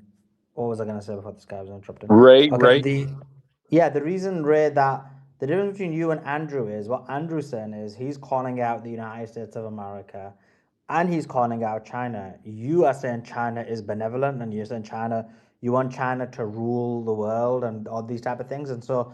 So those are the two things. And the third thing, what you just said, which is crazy, is you said, so what if China's got a social credit score? That is crazy. Like the whole thing that many of the things that all of us are fighting against is that there doesn't be a social credit score in the West, because we don't want that. We want freedom. We want the ability to say what we want, do what we want, act how we want. For example, this space here, if there was a social credit score, my credit score would be really low. Yours would be really low, because every time you come on a space, you're threatening violence or extremism or something. So let's be clear on this. If there's a social credit score, you would literally be have nothing if you were in China. So let's be clear on that. But anyway, this is the difference. I just want to clarify the difference between your point and I want to clarify my point, though.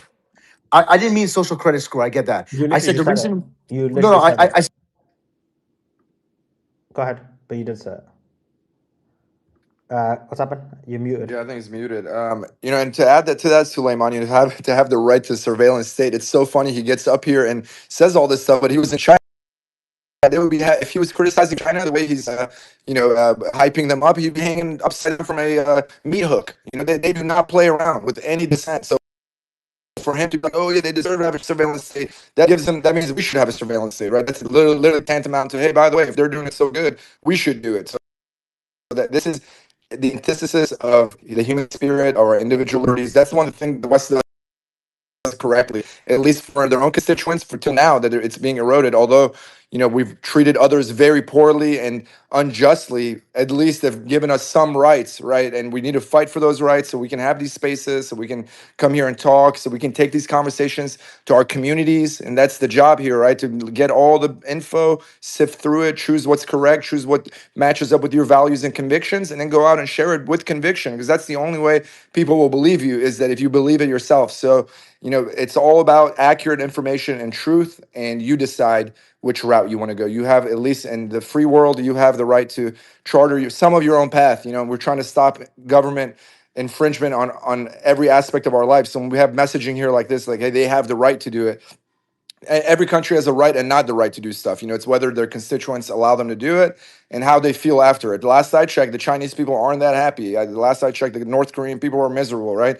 Any authoritative state is pretty terrible, and I've been to a few of them, and Iran is very light there. I've been to Iran. Unless you are directly challenged the government, they don't care what you do. You can criticize the president, you can criticize all the ministers, you can talk shit about the IRGC, you can do whatever the hell you want. Don't criticize the supreme leader and don't criticize Islam, right? And I'm not saying that's good or bad, right? But I'm in their country. When I'm visiting, I'm like, okay, cool. Generally I can do what I want. Just don't say anything about the Prophet Muhammad. Don't say anything about the supreme leader. That's two people I got to keep out of my mouth.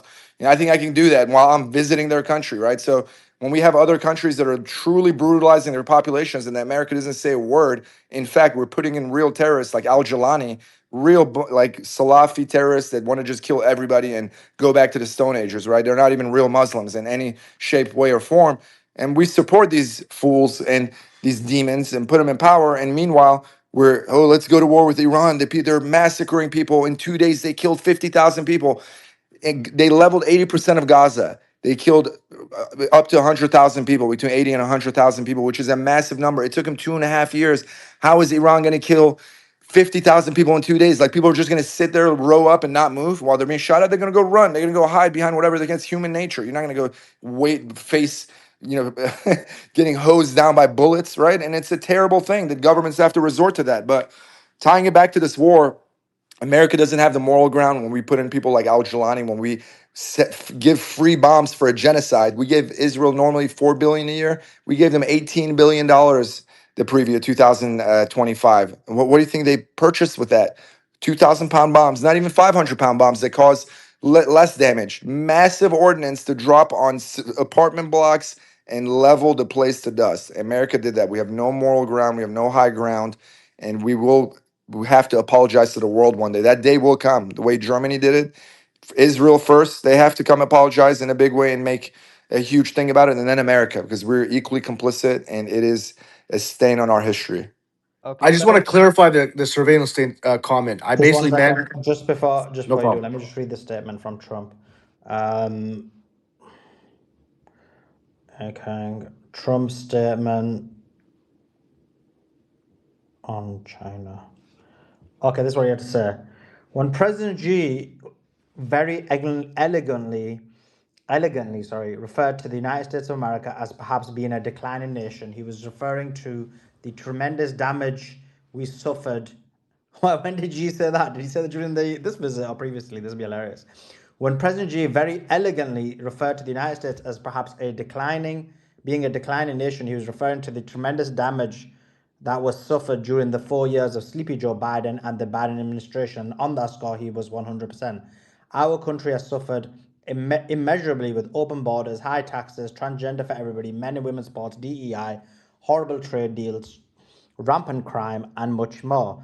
President Xi was not referring. Or did Xi just say this now? This is amazing. He's just begging. Like, he's like, oh no, he didn't say about me. So embarrassing. Like, you literally show the power dynamics there. President Xi was not referring to the incredible rise that the United States has displayed to the world during the 16 spectacular months of the Trump administration, which includes all-time high stock markets and 401ks, military victory and thriving relationships in Venezuela, the military decimated of Iran and to be continued, strong military on earth by far, economic powerhouse again, with a record $18 trillion being invested in the United States of America by others. Best US job market in history, with more people working in the United States right now than ever before, ending country destroying DEI, and so many other things that it would be impossible to readily list. In fact, President Xi congratulated me on so many tremendous successes in such a period of time. 2 years ago, we were in fact a nation in decline. On that, I fully agree with President Xi. But now the United States of America is the hottest nation anywhere in the world. And hopefully our country with China will be stronger and better than ever before. That's crazy. I need to find this. I'm sure it sounds like Xi literally, yeah, sounds like he attacked America. But anyway, sorry, Roy, you were gonna jump in? Go ahead. Yeah, sure. No, good review on that. No, well, the surveillance state comment. I'm basically saying that the reason why countries like Iran, Russia, China have a strong surveillance state or just a strong internal security apparatus is because of the CIA.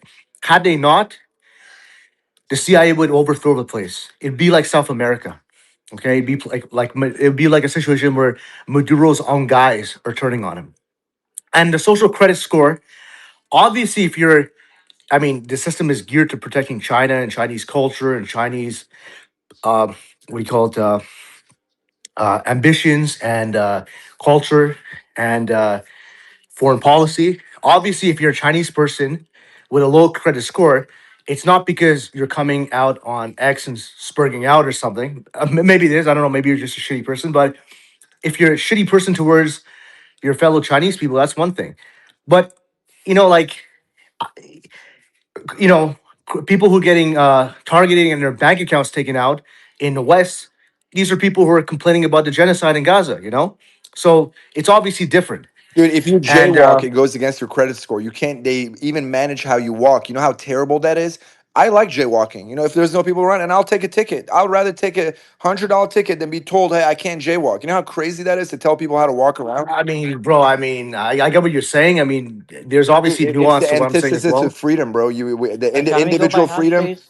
individual Thank you. freedom is everything. You can't tell people where to move, where to go. We're gonna choose how. So do you have a problem with China banning like OnlyFans, for instance? Do you have a problem with that? I'm Can all we for just decency. stop I'm derailing? all for decency Harry, one laws. second. I wish we had Christian values in this countries or any Well, that's the thing. any It's like Abrahamic if values that are that are represented in how we control our media, right? So instead of controlling the truth, they should control decency, right? I'm all for moral safeguards, to a limit, right? So I'm not against that, but that's different than telling people how to walk in the street. yeah, but if you can't follow like jaywalking, where does it start? Where does it end? I mean, like we got people start blowing lights. Pedestrian. I mean, like you know what I mean? Like Dude, it's in just America, like, you can carry an AR-15 in your truck. People don't go around massacring people, bro. That happens rare. Like so, this is a country. well, there's This is a laws like country. This is a country armed to the teeth. People run like so. This is Well, I don't want to get like too caught up on the jaywalking and thing. I mean, like, still our institutions are able to put fear in people's heart that hey, there's going to be repercussions. So you don't need a police state.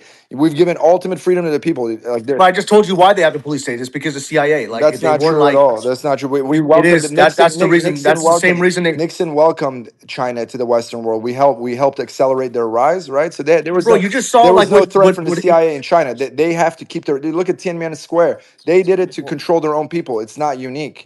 Tyranny is not unique to China. It's not unique to the Asians, right? It's happened in every continent. How is controlling jaywalking will prevent CIA from overthrowing your government? And you said so many factual Bro, statements. Let me you're just. talking to someone who stops at like yellow lights. I mean, I'm just saying, like, bro, if you're not gonna be like following like traffic rules and Okay, I've pedestrian been rules, waiting for a while. Let me just go correct ahead. Go ahead. factual statements that you have made. First of all, I mean, if they control, for example, how people work, God knows what other things they control. I'm very skeptical about any type of government, American or non-American, having too much power over their own citizens because there's that desire by the people who actually run countries and societies to constantly overreach, control more and more and more. It just gives them some kind of deep desires. But some kind of like factual statement that you have made that you've never seen China to go around and colonize countries like, for example, Europeans have, and that China currently doesn't go and overthrow regimes. Well, currently they don't, and because they are not the most powerful country in the world. The United States didn't used to go around and overthrow regimes in 1800s because Britain was doing it at that time because Britain was the world superpower. Currently, America is the world Wrong.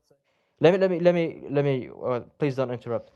Britain was doing this, and many other European countries who were more powerful than the United States at that time. Once the United States became the global superpower, they started doing this.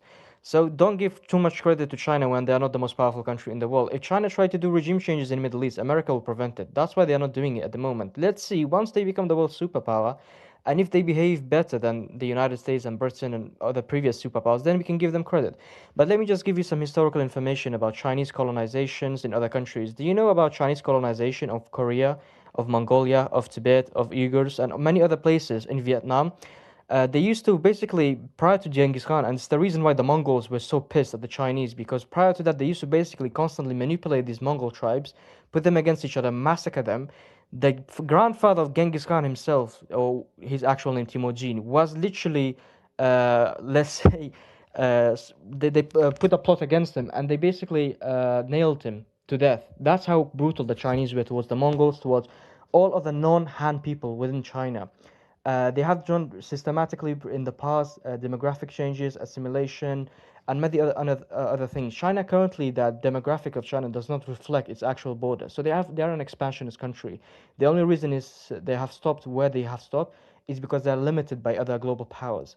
So if you read Chinese history, what they did to Korea, what they did to Vietnam, what they have done to Mongolia, to Tibet, to many other places, they have done what America has done. They have done what Britain has done to France and Russia and Ottoman Empire, and many other empires.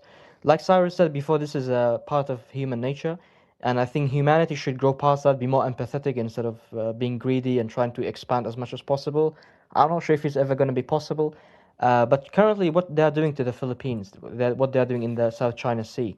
I mean, you can't just call everything and use CIA as an Bro, I'm gonna stop you there, bro. You have the balls to talk about the Philippines after what the Americans did to the Philippines in Am like I the boy of 1912. America? Am I America literally like genocided the You're Filipinos. Like, straw bro, manning. You're straw manning. It's a bro, you're like a very. monarchist, but I'm not gonna straw man you on that. We know What does where you monarchist stand. has to do with anything? I'm saying I'm not defending what America has done. You're straw manning. Monarchists are like pro-American and pro-Zionist, Okay, man. What am are I you talking about? pro-America, pro-Israel? What does has to do with anything? And what did Anyways, bro, I'll America? give you the benefit of the doubt. I mean, I'll probably like regret it after, but I'll give you the benefit of the doubt. No, The don't point assume is, things about people before you give them labels. But yeah. First off, you look let me just like finish things. Let me just East finish Asia things. is East Asians. It's I'm like talking Europeans. about 800, 900 years ago, what China has done before the CIA, before the United States. So, what America does to other countries is not an excuse for China to do the exact same thing or to do worse. That's why you can't give credit to these countries. And I'm not here excusing the crimes of Britain or the UK or America and any other countries, but I'm talking about prior to European colonization, China has been doing this for thousands of years.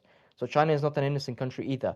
And having stupid rules about jaywalking, about fucking a thousand other stuff, is not going to help you to not be overthrown by the CIA. There's a reason the Chinese flood into European countries, flood into America, flood into Canada, they immigrate there. Sometimes at an economic disadvantage is because they love the freedom that exists in those countries. They love the lifestyle that does not exist back in their own home countries.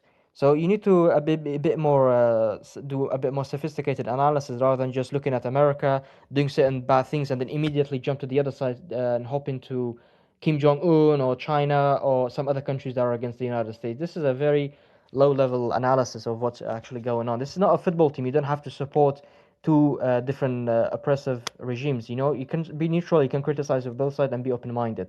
So that's all I had to say. May I just Go respond for a ahead. moment? Go ahead, Alfasi. So to bring up China 800 years ago, when there was a completely different world order, you want to talk about bad analysis? That's bad analysis.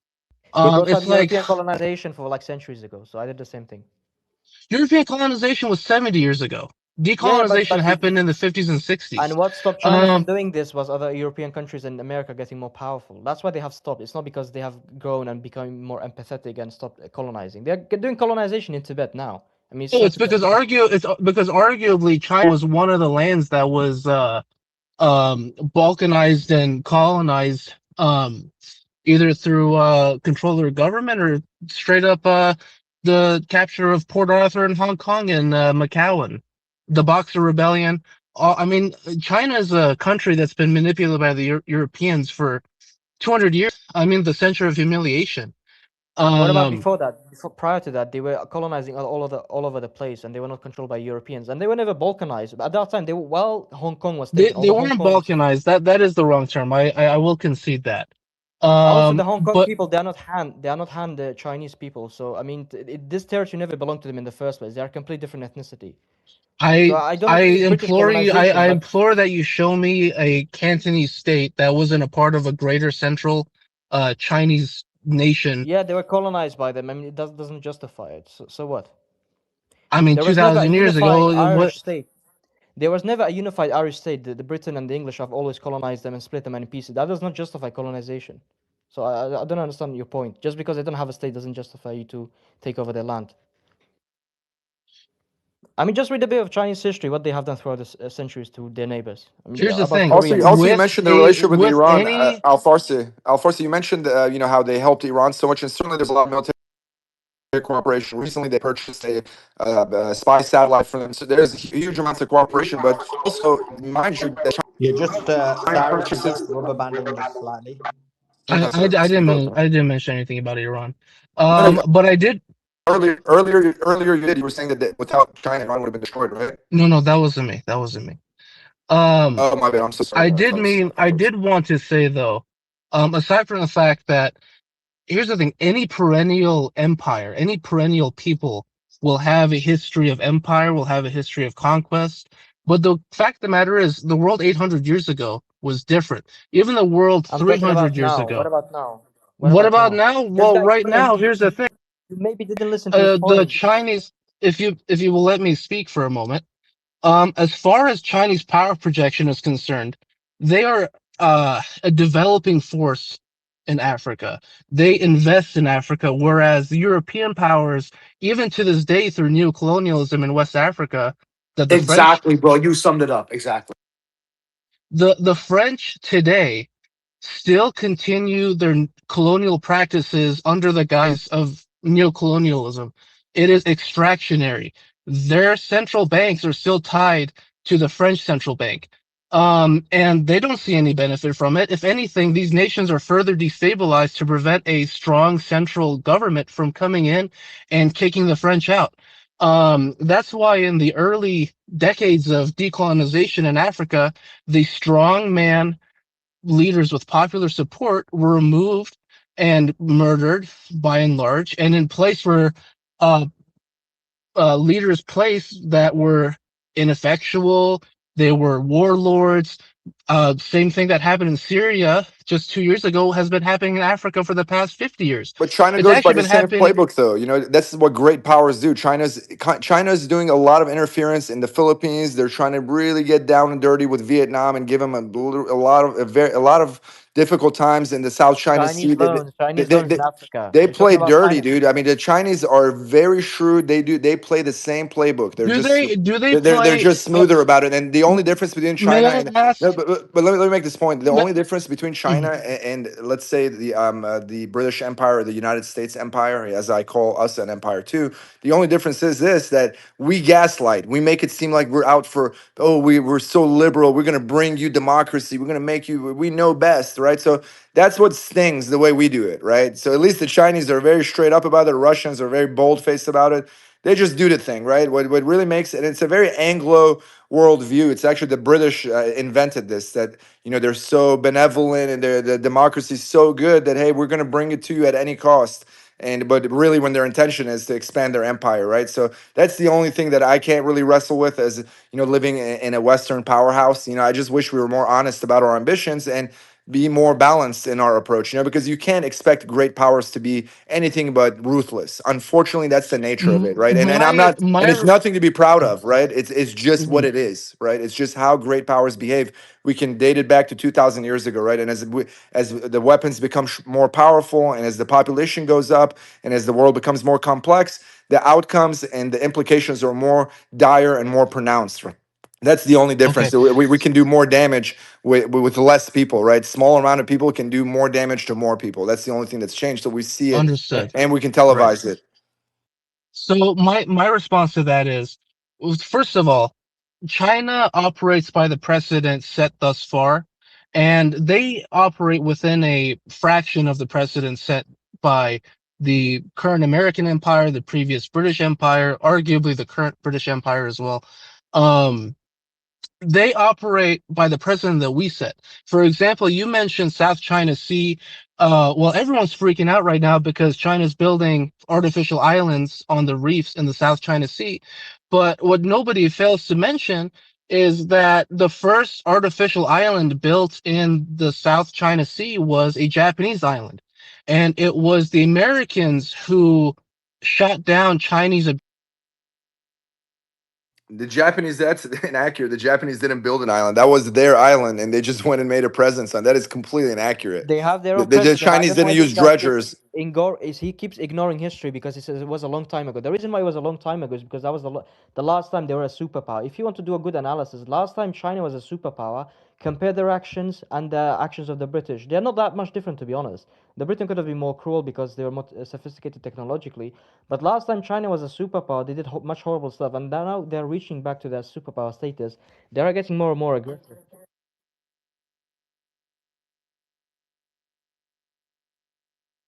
I'm not ignoring history. You're just comparing like this is bad No, analysis. because You're that was the last time comparing they were a superpower. That's why it's relevant. I mean, you're comparing a current superpower with some country that is not a superpower yet. What about the what about precedent of a superpower 800 years ago was different than the precedent that a superpower is today. There was no such thing as international law. There was no such thing as there still isn't. laws There against still isn't. occupation. There There was still no isn't. genocide laws. There was nothing of the sort.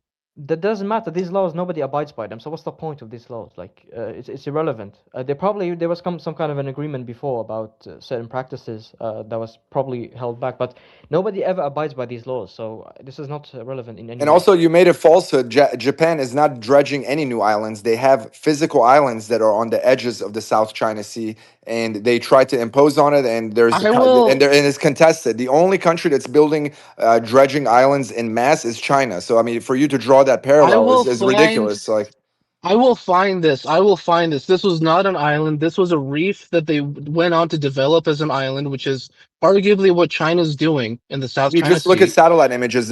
Japan has no dredged new islands. China has a ton of Not them. to I the mean, level that the Chinese are. I not to agree. any Not to the level. level. Not to any level, man. It's a I falsehood. recommend You lose a lot of if someone credibility can when you say please stuff find like that. this and post this, or I can. If I leave my X app, it will remove me from the space. But next time I get in here, I will find Or put it in a the purple source. pill. I You can put it in apologize. a, you can put it in a purple pill. Cyrus, just obviously continue having this conversation, but you don't realize it, but you're like over talking every single person. And so it's coming across as like two people talking throughout the space. So just let him finish his point and then you can do it. And I'm not saying you're the only one doing it, I just heard it just towards the end. But go ahead, Falsey. It's okay. He's Iranian. We tend to do that. Um, but I will find this. I will post it in the this is purple the pill. West blood and follow some civilized decorum. yeah, fair enough. I will find this and I will post it in the purple pill. I actually didn't even know about this until recently because I was of the mind, okay, the islands of the South China Sea, maybe that's a bit of a overstep on the Chinese part. I'm not a xenophile, by the way, but I don't like this double standard that a lot of people have about China. Because here's the thing, if you look at China's track record, I mean, you talk about Africans are upset at China. I'm sure there are some Africans who are upset at China, but I bet there are way more Africans who are upset at Europe for artificially drawing their borders, for instituting cultural erasure programs. I mean, half of Africa still speaks French and English. What How about is that? Mongolians? Would they be more pissed at the Europeans or the Chinese? What about the Mongolians? Who do you think they would be more Okay, pissed I at? think the Chinese have enough reason to be pissed off at the Mongolians as well. No, who If you started it? if you want to bring up Let's go back even more. 800-year-old beef, if you Let's want go to back bring to up 900 800-year-old years. beef, Let's go back to 900 years old. The reason how why the about we keep it in the past 2 centuries? How about we keep it in the past 200 Yes, years? let's keep it in the past 2 centuries. What Because did the Chinese have done the to the modern Mongolians in the era past? that we're talking about. Okay, what If you about want to talk about Charlemagne and Clovis no? and the Let's talk about the Umayyads past 2 and Cordova, centuries. Let's talk about the past 2 centuries. What the Chinese have done to the Mongolians in the past 2 centuries: the colonization, mass migration into inner Mongolia, and reduced education, cultural assimilation. Let's talk about that. The past 2 centuries. Okay, let's not go back to 800 years. If you want to go back, I'll go back even more. So up to you. You choose the time period. I'll talk to you. Should we stick here's to the thing. I'm not gonna say that China doesn't have a hegemony. I'm not gonna say that they haven't conquered lands. But as far as Mongolia and Tibet and these things are concerned, these are lands that have always changed hands. At some points in history, they conquered China. At other points in history, they were conquered by China. At other points in history, China manipulated the Mongolian tribes to their benefit and kept them fighting so that they You're wouldn't have just to defend their literally border justifying assembly. colonialism. You're literally justifying colonialism, my But friend. here's the thing: the colonialism that is really problematic and is really the topic on most people's mind as far as they consider colonialism is the extractionary chattel slavery based colonialism that the Europeans instituted in Africa and Indochina, that they instituted in South America. I mean, in Africa, you had the worst atrocities, and I'm not going to be one of those people who like list them off and but everyone is aware of what's going on. Even to this day, we see the reverberations of that. We see the reverberations of European extractionary colonialism in the borders of the Middle East today. These circumstances that we are talking about today are a result of European colonial policies specifically designed to divide and conquer the people, and specifically designed to weaken the And regions. Fancy, my argument to that will be the only difference between the Europeans and the Chinese is that the Chinese were not as capable of doing so.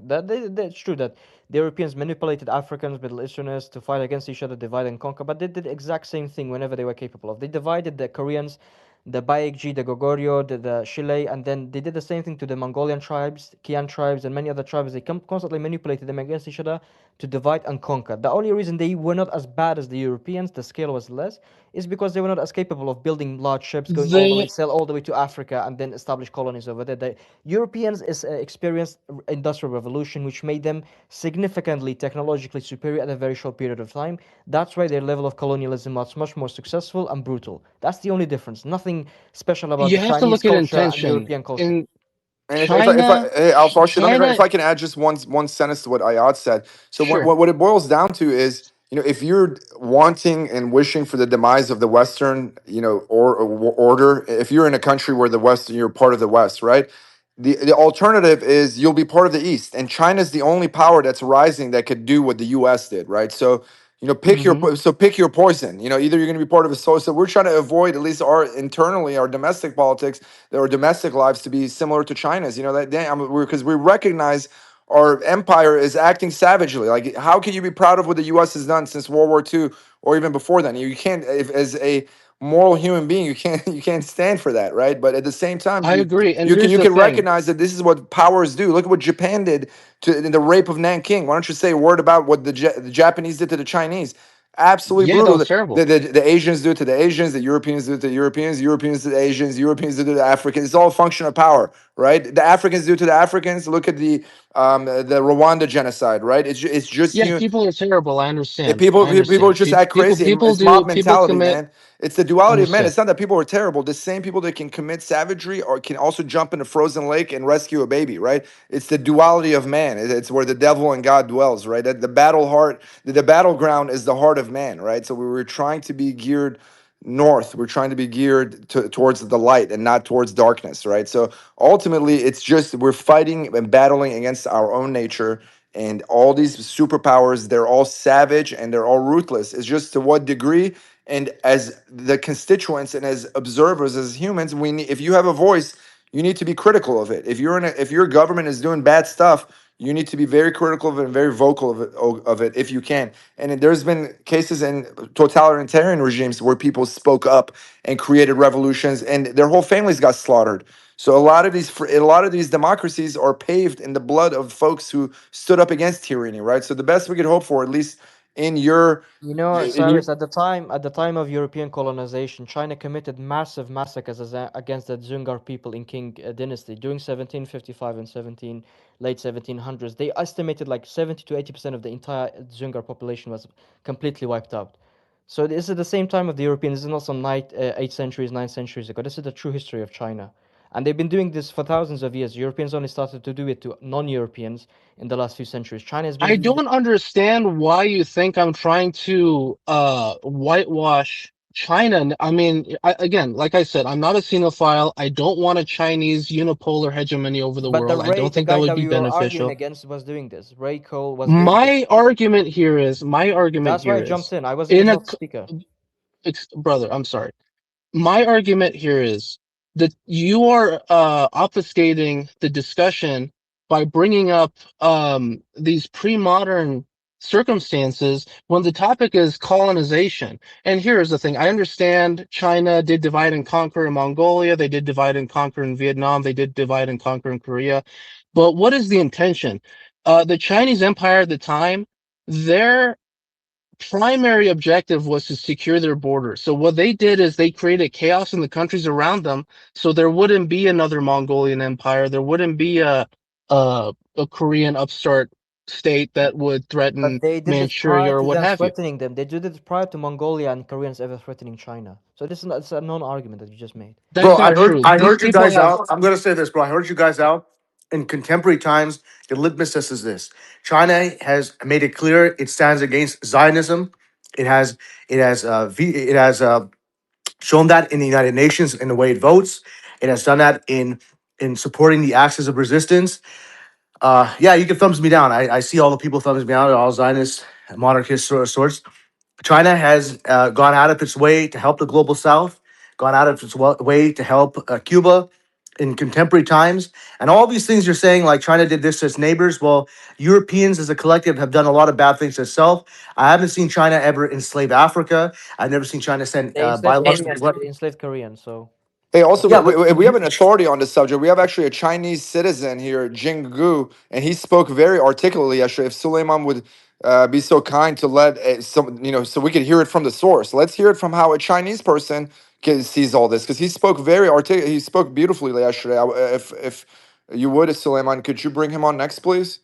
but here's a question: how many of you guys believe in one China? Should China Let's invade go Taiwan and take Taiwan? no, they to should not invade. one second. One Two second. There you China. go. Enough said. Okay, Ray, control, please. Yeah, I'm here.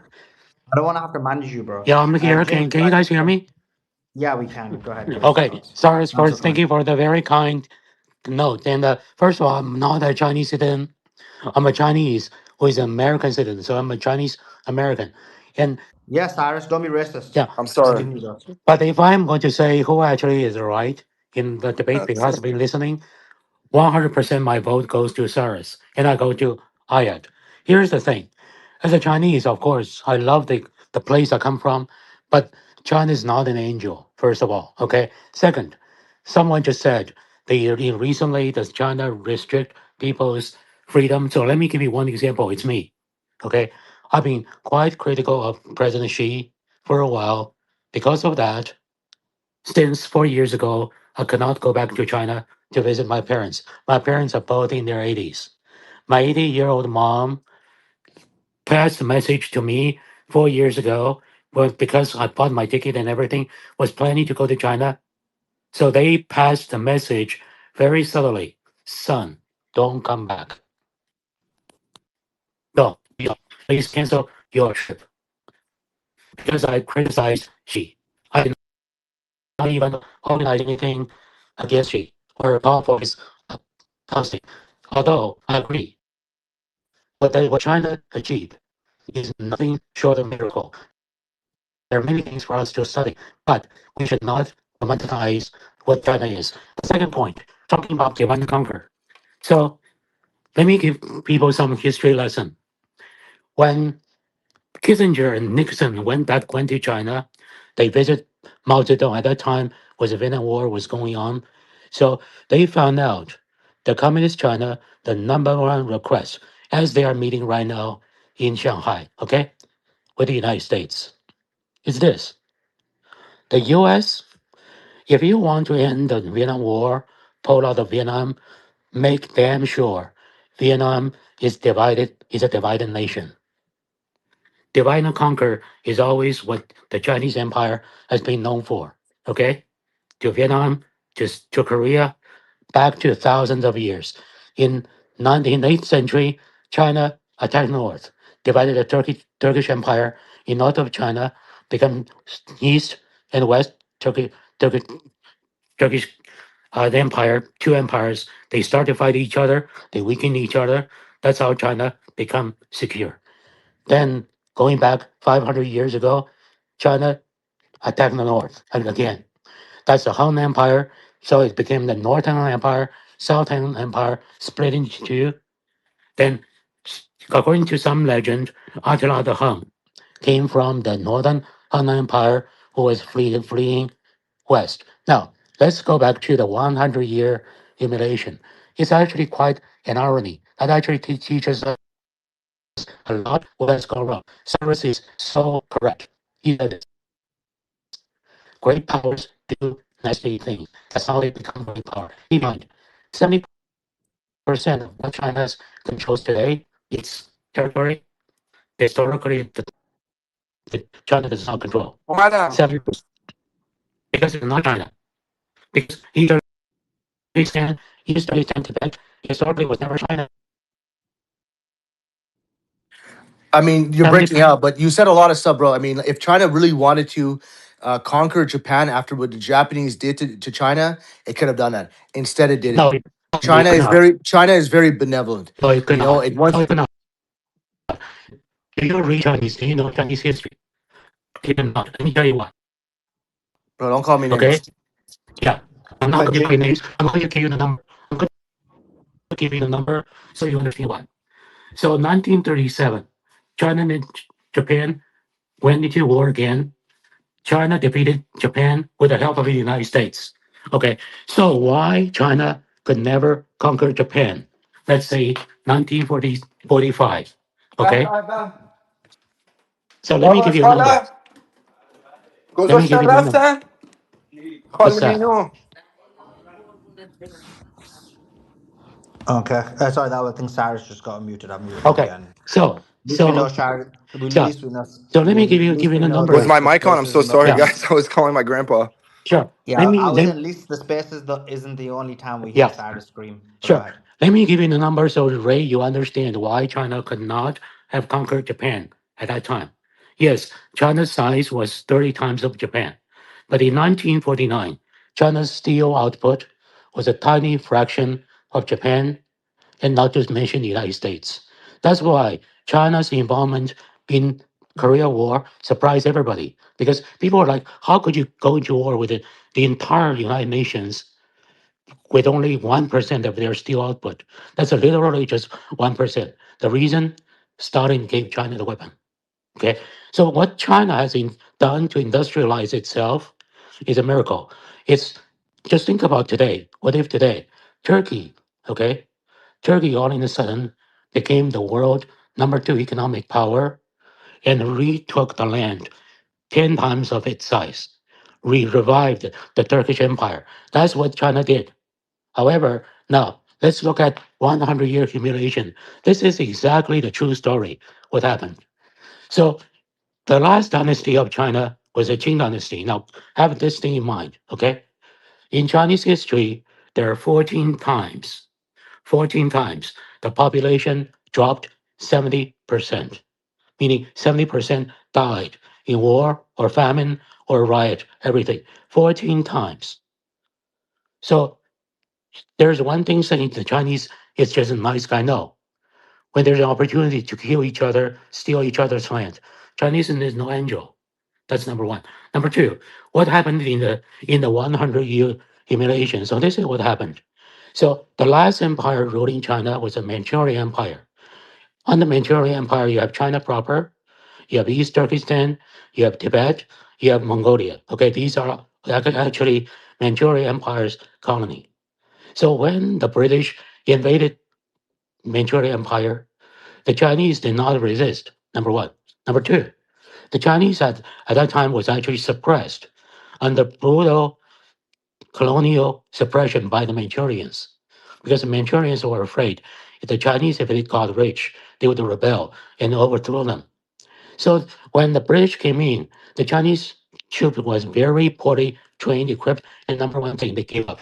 They just let the British came in, take over the whole country. Now, well, after that, the Chinese actually went through the process to kind of try to regain the prestige of their empire. They went to Japan. The Chinese revolutionary went to Japan, and they had a pact. Basically, the Japanese at that time had two parts. One part is called Pan-Asianists. They believe all Asians should get together and dominate Asia. So the Chinese went to the Pan-Asianists among the Japanese political factions. They work with them. They say, listen, the Manchurians are the colonialists. We want to liberate our China proper. The Japanese Pan-Asianists bought the deal. They actually helped the Chinese revolutionary overthrow the Manchurian Empire 1911. The moment the Chinese revolutionary overthrew the Manchurian Empire, they look at Tibet, East Turkestan, Mongolia, and say, guess what? We should take them too. What used to belong to the Manchurian Empire, let's take them. The Japanese were not happy. The Chinese say, okay, let's go to Russia, find an ally. That's exactly what happened. So that's why Japan had this very deep resentment with China, because they say, listen, the Chinese cannot be trusted. Because you know why? Russia was our arch nemesis in the Far East. And China, because it's an imperial ambition, would ally with our enemy to basically retake China and fight against us. It's a very dangerous nation. It's a nation of treasury. So therefore, I would say the conflict and the mistrust between China and Japan deepened and deepened. Also, Japan was not an angel either. Russia was not an angel. So there's everybody in this space knew I had this argument with Suleiman.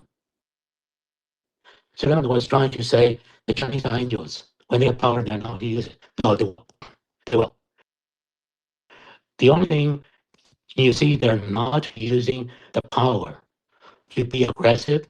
That's something you need to be careful, because they are probably planning something bigger than you thought. If you think they can take Taiwan, they can, but they are not doing that.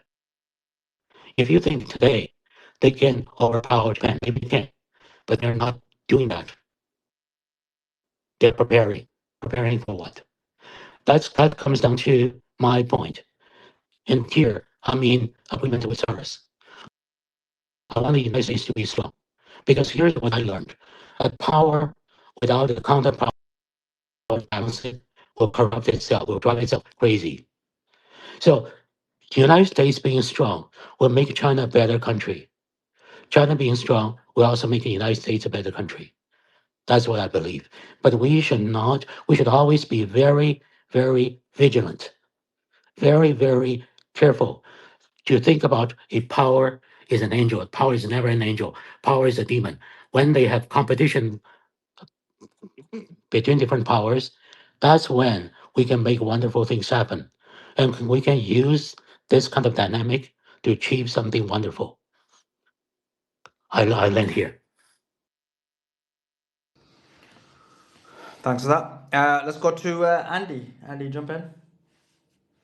Rokan is co-sponsoring a resolution with Rashida to recognize the ongoing Nakba against Palestinians. So I think that's good. It's gonna, if I hope it actually comes to a vote and they don't block it, because I think every representative should be required to put out where they stand on it. And I think it's going to be absolute political suicide for Republicans, because very few are going to vote for it, and Republicans are just going to. I mean, obviously, I don't think either party truly cares that much about it, but at least the Democrats will put their symbolic vote out in favor of it. And I mean, obviously, both parties are trash, but at least Democrats are saying they're trying to do something, which is better than what the Republicans are doing on the issue. So it's good to see at least that a resolution's introduced to at least recognize the grave injustice and genocide that's going on. So let's hope it actually gets to the floor and make people vote yes or no whether they're willing to recognize a genocide that we're witnessing live in 4K in front of our own eyes. Because I think people need to know where people stand before making decisions on who they're going to vote for. And yeah, I think that's very important, and let's hope it actually gets to the floor. Let's see. Let's see if it does get to Alfasi, were you going to say something? If not, we'll go to Yeah, I Blackstone. was gonna say to his statement, at least Democrats are willing to do something. I recommend everybody who hasn't heard this quote from the martyr Malcolm X to look up the quote he said about foxes and wolves in relation to conservatives and liberals. Yeah, I mean, the thing is with Democrats, like, we know, like, okay, you kind of know what you're going to get with them. You know, okay, they want their open borders. But, like, with Trump, I didn't expect Biden to ever be a good president versus Trump. he just did a 180 on what he promised. It's not like Biden promised, I'm going to have peace in the Middle East. There's not going to be any conflicts. And then a genocide happened under his watch. Versus with Trump, he promised no wars. I'm going to do mass deportations. I'm going to be the most transparent administration in history. Then he goes to war with Iran, doesn't do mass deportations, covers up Epstein and doesn't release half the files and redacts the ones he does release to protect his pedo friends. So, yeah, it's like Trump, it's better. So a lot of young Republicans are like, well, an enemy is better than a traitor.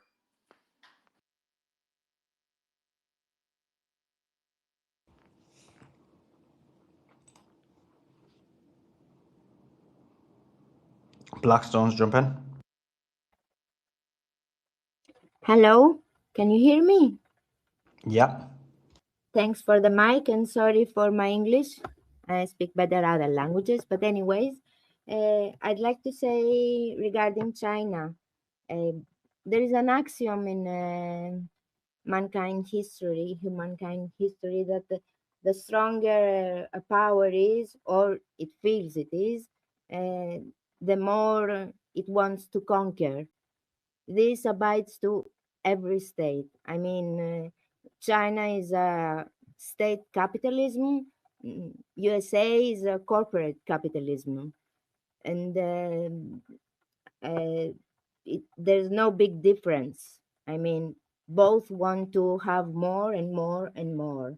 But the fact is that nowadays, I think that China is ahead like 50 years or more maybe from USA, and this can be very easily proven technologically, economically, and but it can become more dangerous because whereas USA mostly conquer military and economically also, China mostly conquers economically.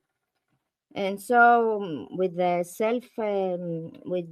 all those people in China that have so much high degree of self-discipline and obedience and so on, it can become slowly and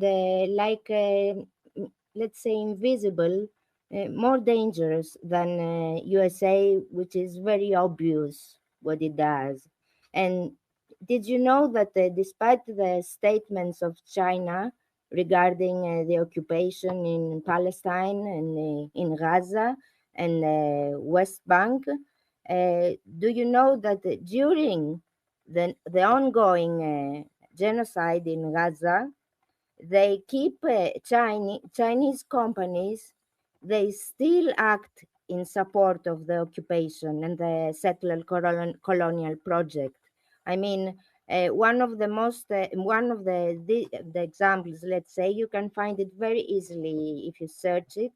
There is a project called Adama Agricultural Solutions, and it's a former Israeli company that now is fully owned by the Chinese state, the firm China National Chemical Corporation. And amid the Gaza genocide, Adama, this company, mobilized its workers and supports how can we say, and supports the farmers in the south and the northern settlements, and they have thousands and thousands of workers working in occupied land in West Bank, and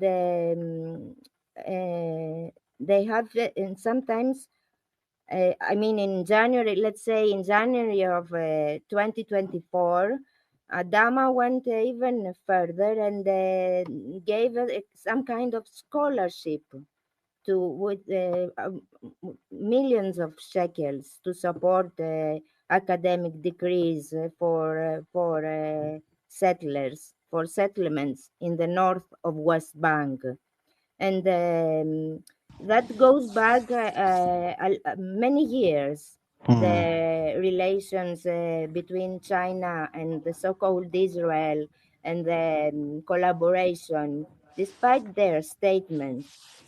So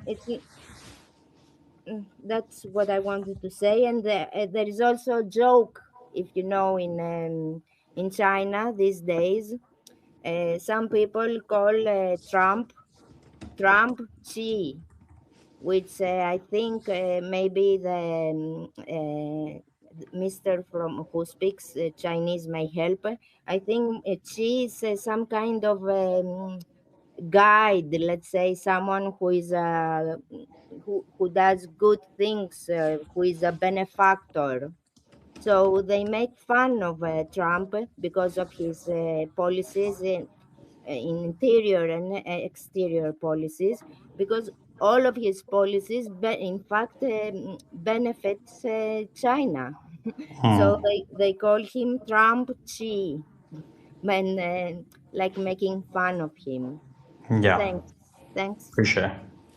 Thank you for that. Appreciate it. Great points. Kevin, is there anything you want to add to the conversation? Then I've got a few questions to the panel. Kevin? Okay, dropping you. Okay. Question for Ayad. Ayad, how do you think things go now? Do you think there's going to be a deal, or do you think there's going to be? Do you think the war's going to become kinetic again? Ayad, guys, can you hear me? Yes, Sully, you're Oh, loud and clear. We can hear you loud and clear. Cool. Okay. Andrew, I want to go to you. Andrew, we see the obviously, you know, Trump's statement today. He basically said essentially that he was going to go kinetic again. What he said was, 1 second.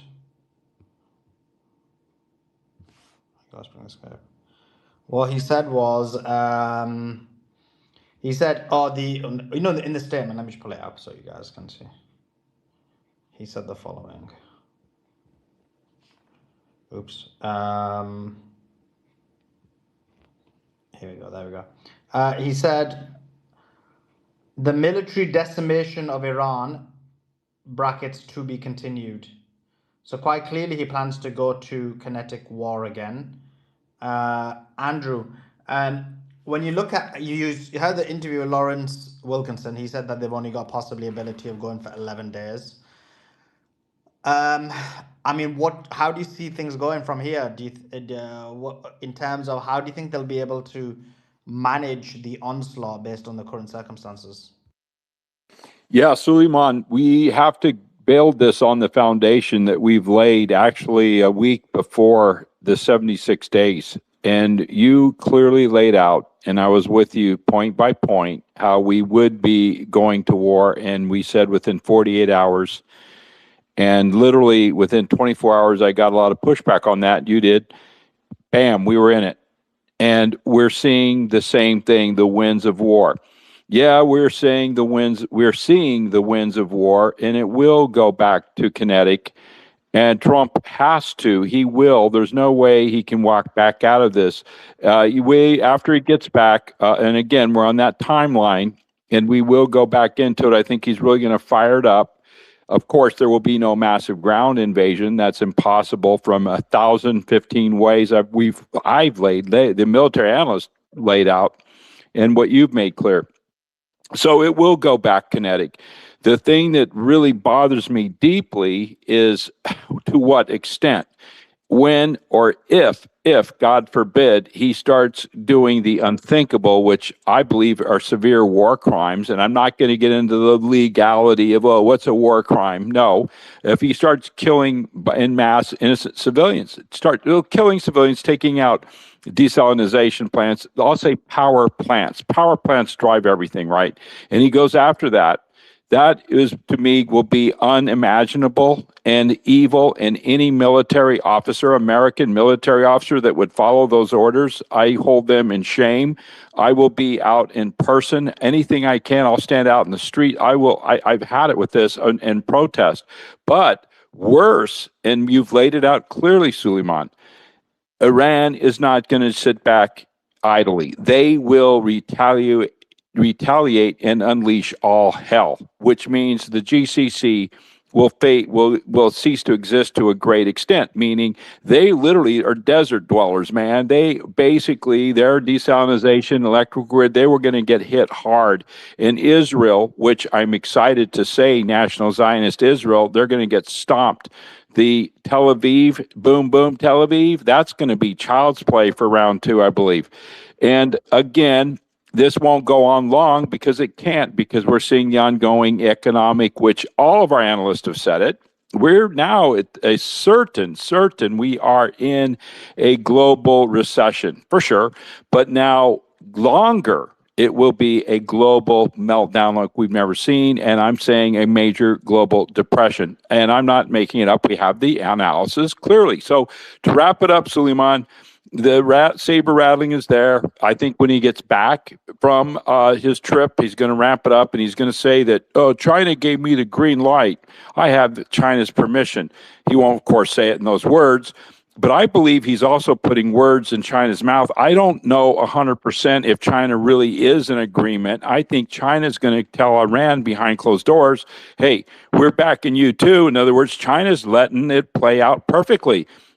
I would do exactly what China's doing. Hey, U.S., go ahead, be stupid. Go expend more of your military. Go look more like a global fool. Deplete your munitions and go ahead and show the world how really you cannot defend GCC. Taiwan is shaking in their boots. And I agree 150% with Jing. He came up here. I've talked to him. He really, and guess what? China can take at will Taiwan. I believe that. They haven't yet. They don't need to yet. And so, yeah, we're headed at that point. America is in derision. So is National Zionist Israel. Thank God Iran is the only thing standing between peace, global peace, and a Pax Judaica. Global stability and Pax Judaica is Iran. So I hope that kind of helps out. Suleiman, your analysis is great, and your interviews really have helped us. And I'll land it here real quick, Suleiman. I need to say this. I posted this 3 or 4 days ago. If anyone has been in this space and spends time listening to these videos, sharing these videos, Suleiman has archived a library, a massive library of interviews, analysis in every aspect, from geopolitical and the depths of financial, economic, and military analysis. And Suleiman's ability in his own studies and his own accomplishments in life has put his time and all effort into this. Please support Suleiman on Substack. And you can go in there even if it's $1. It doesn't matter. He is doing. I got a question for Suleiman. And let me just end up in here. Thank you. Let me end up here real quick. I'll just land it here by saying that in this whole battle, we are the moral resistance. Share it. We have to do this because this is psychological warfare at this point. And thank you very much. God bless. Love you all. Appreciate you, Andrew. Okay, I want to bring in Hewa into the conversation. Hewa, jump in, give us your thoughts. Hi, good evening, everybody. Well, actually, regarding a question you asking, Suleiman, is the war gonna be continue? In my view, actually, as a Kurd, Kurdish, we can say West Kurdistan, Iranian Kurdish, definitely we are accepting this war to be continue.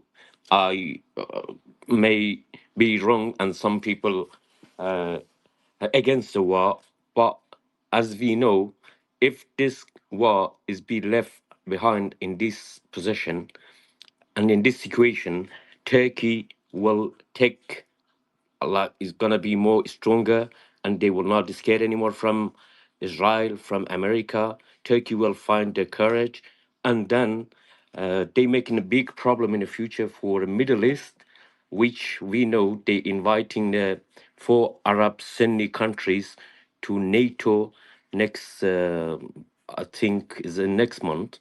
So they will build up the correlation with the Sunni countries. Did you say you want the war to continue, or did I misunderstand? Well, actually, I'm not supporting a war, but it will continue.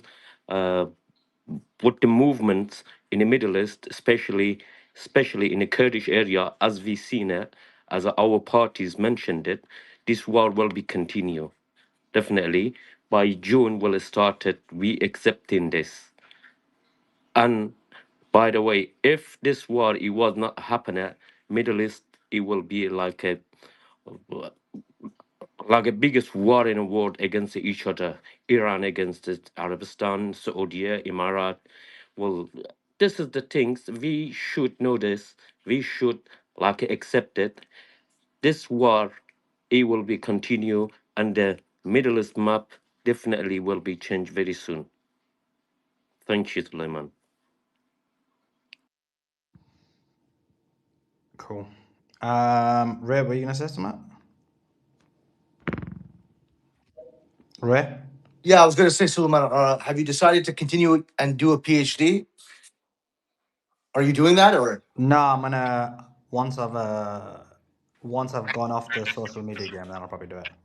that's amazing, man. I've decided to do a master's in public policy. I start that next year.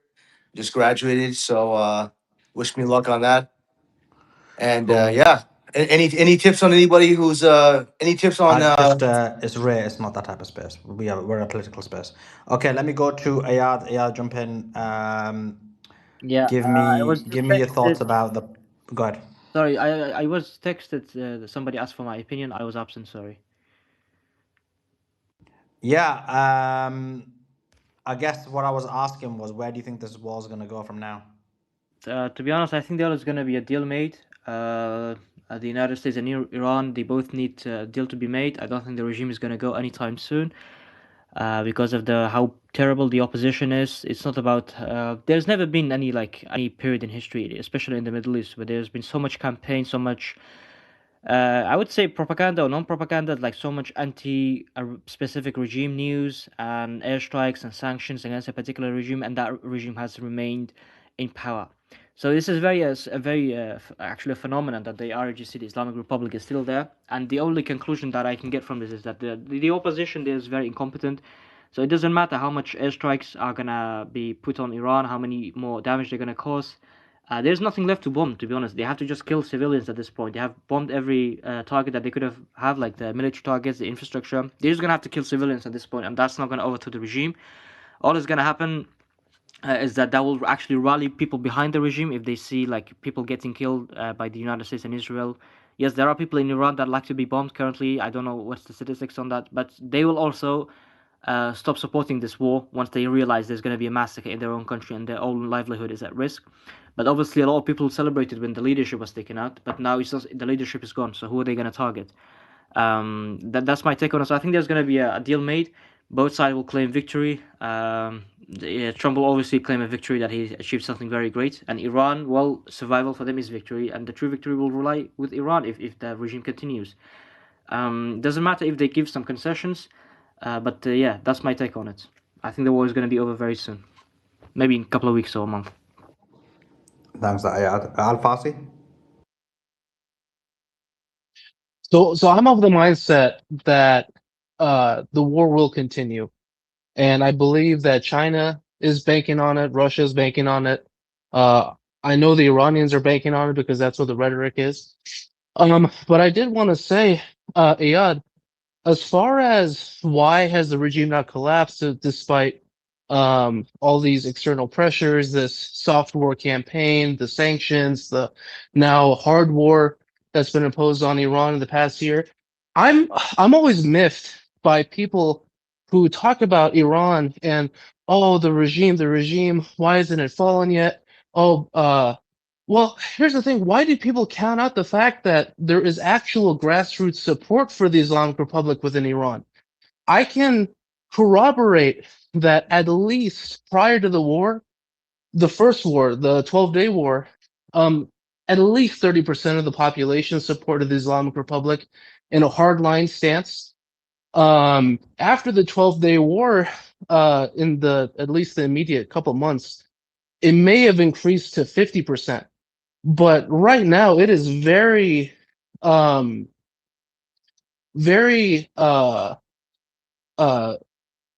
healthy, I would say, as far as the support among the actual people is concerned. Now, people do the majority of the people's complaints about the situation in Iran is less about the regime and more about the economic uh, circumstances that Iran finds itself in. But I think, especially since the onset of the February war, a lot of people are now really starting to understand that Iran doesn't necessarily control the economic situation, and if anything, whatever has been left of the economy of Iran has been, at least to the credit of the Islamic Republic. Um, I mean, the living conditions are not great, but at least there are living conditions. At least there's not a famine where it was like in Iraq where hundreds of thousands of children died. Um, so I don't think people should discount that there is support for the Islamic Republic and the people who celebrated the leaders getting killed. I mean, I think anyone who has a perception that there were celebrations that um, Ayatollah Khamenei was assassinated or any of the leadership, there's a bias there. There's a Western bias.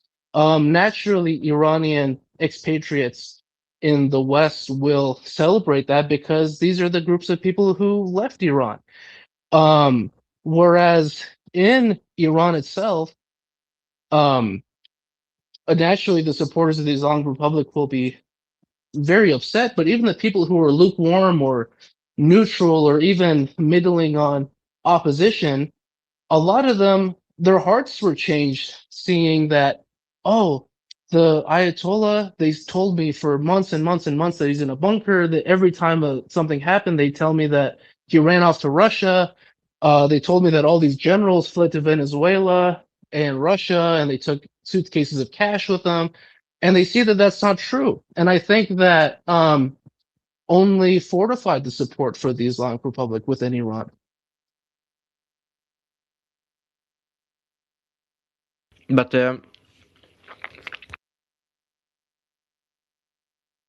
What were you gonna say, yeah? yeah, I just want to make one point. Like, if you want a regime change, you don't necessarily need like 80% support, 70% of support from the people. Like, you could make an argument in '79 when the Shah was toppled. He had still support from the ground. He had like a lot of people supporting him still, but he was still toppled. So 20% of people, 30% of people is not going to save you. I think for me, it's the most important thing is how effective is the opposition, how they can rally people behind. If the monarchists claim it's true that they have 93 million people behind them, or like 80% of the people is chanting his name, the protests are all chanting his name, I guarantee the regime would have fallen by now. The military would have defected, and all of these things would have happened. But the reality, that's just even if it was 10%, even if it was 10%, it would have probably yeah. So been. I'm not gonna get too bogged down with the number of people died in January and how many people support this and that. I think it's just a silly thing. It's like a rabbit hole that you get into debating about the numbers and all. Oh yeah, that's a very narrow viewpoint. You know, the protests initially started from the bazaar class I know. because the currency collapsed. There was a lot of Mossad operators within those, especially in the 2 days where a lot of the casualties happened.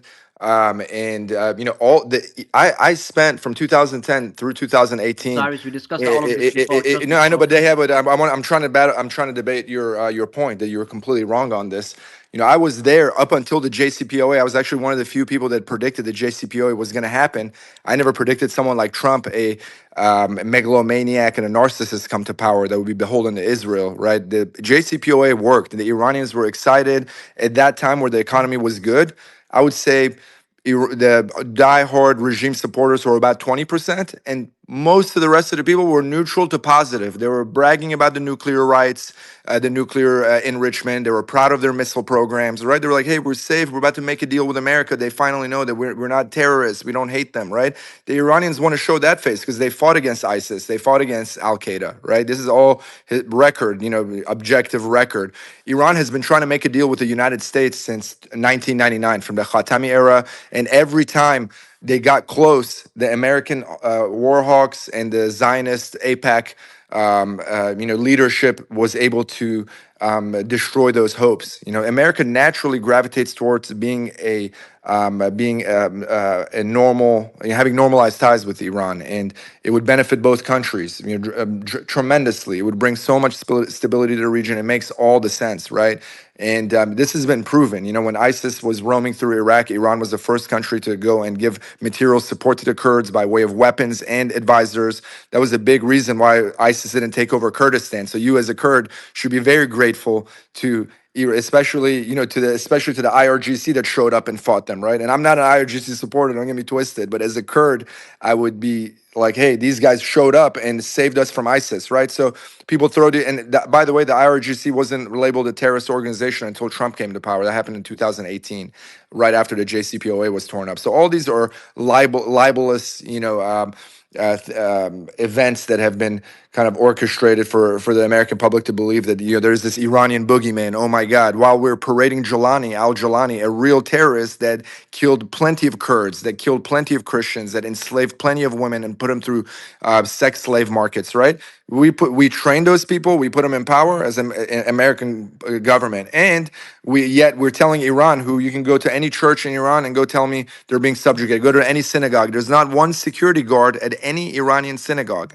Right, and most of the big cities, the synagogues are armed to the teeth. You have people standing out there with you know, submachine guns protecting, because anti-Semitism is on the rise, and it's because the good Jews suffer from Israel's actions. Right, you have a demonic government in Israel, and America gives them unconditional support, and it ruins it for the good Jews who hate Israel as well and what they stand for. There's a big group called I hope Suleiman interviews them soon.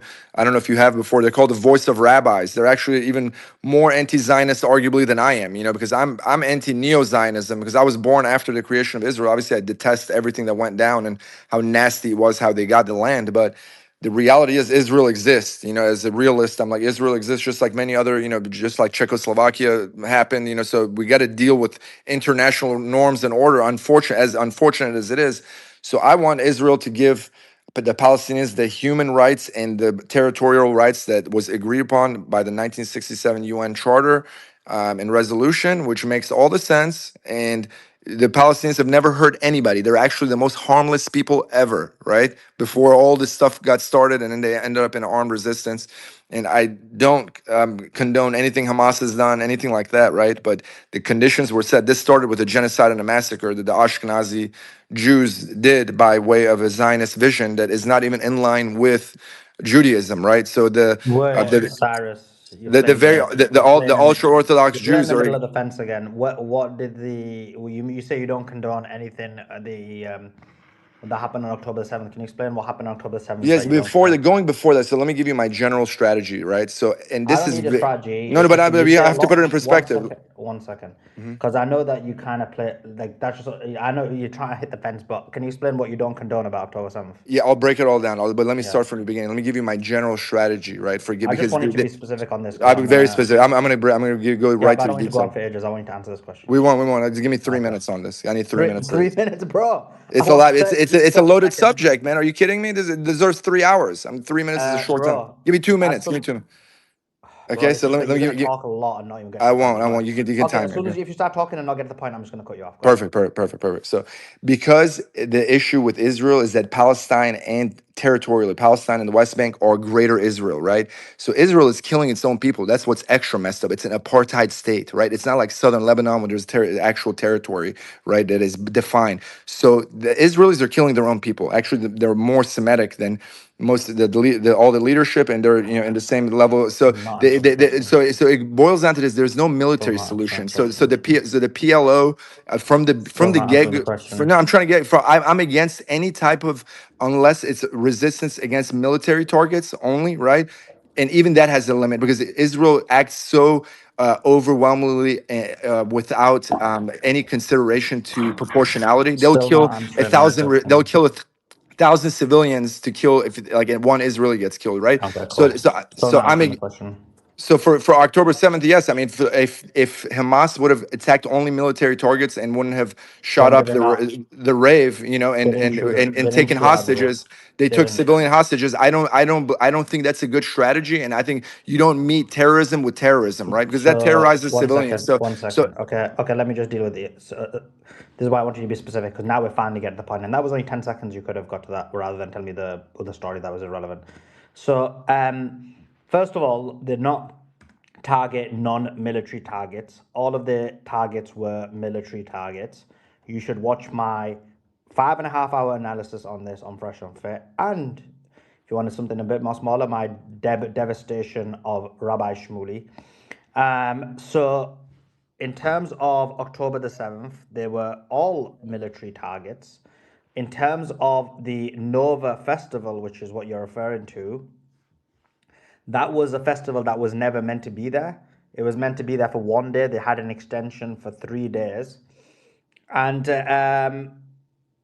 they were not targets. Now, did people die from the Nova Festival? Yes. Were they intentionally killed by Hamas? We have zero evidence that happened. We know Israel killed a large proportion of them when they lost their minds and used Apache helicopters to murder them. So all of those things are not atrocities that occurred on October the 7th.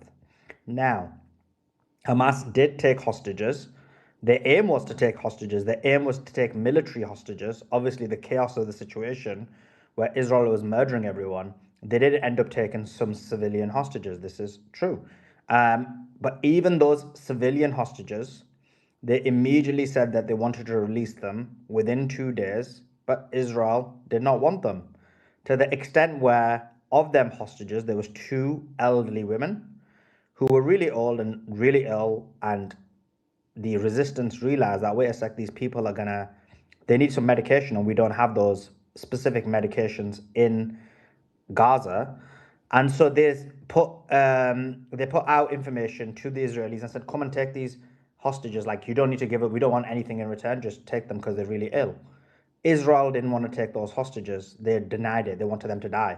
So then what the resistance did was they put that information out to the public and said, look, there's these hostages and we want to release them because they are dying and they're ill. And it's only when all of us pushed it and promoted that this was happening that Israel finally said we're going to take the hostages. So when you say that they committed atrocities, this is fake news. When you call them terrorists, this is just Zionist propaganda, because the only, I'm not equivocating, I'm saying the only terrorist is the Israeli regime, the Israeli terrorist regime. If you look at the resistance, they quite clearly, unequivocally wrote in their manual about what the operation for October the 7th was. It was specifically to target military bases and military places. So, I mean, just need to disavow your claim and make this equivocation, which a lot of people do to try and hide the crimes of Israel. I don't think you're doing it for that reason. I think you're just relaying Fox News propaganda. Well, not even Fox News. it's 100 to 1. Whatever Israel, it's 100. No, Whatever but the that point is, whatever listen, Hamas does, you Israel need to does it not interrupt. 100-fold. You need to not interrupt. You need to So not interrupt.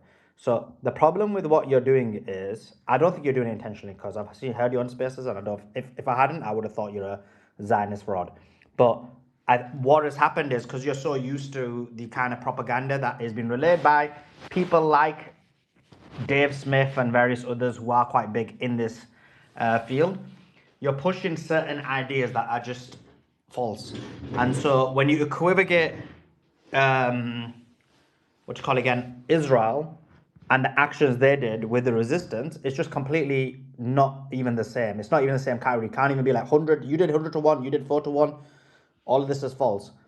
It's quite clear what the resistance tried to do, and it's quite clear that the way they acted. And to be honest, it seems like, other than possibly 3, and I mentioned this in the debate because I'm honest in what I say, I've seen every single video. I've not missed one of the videos, except for the ones that they hid. But even that came out later. But oh crap, I messed it up. Okay, I was making a poster and I messed it up. So that's what that was. I forgot what I was saying. But go ahead, Peruse, you wanted to jump in on something? Thanks, Suleiman. No, appreciate that. Hope everybody's doing well. Just wanted to follow up on, the existence of the fake entity occupying Palestine. It was very contingent on, the recognition of a Palestinian state. More than what, 70 years? They have done everything to prevent a Palestinian state. So if I was a Palestinian, if you were a Palestinian, you were deprived of your God given rights, your basic humanity, I would never look at a two-state solution. There's only one state and one state only, and that's called Palestine, where Jews, Muslims, and Christians can live under the flag in equal status. That's it. I'm sorry, that entity no longer has any viability in today's world. We are all disgusted by it. I see that flag, it triggers me in a way that I've never felt this way before. And I'm pretty sure any good hearted person feels the exact same way. So I just wanted to leave it at that. Thank you, Suleiman. Appreciate the time.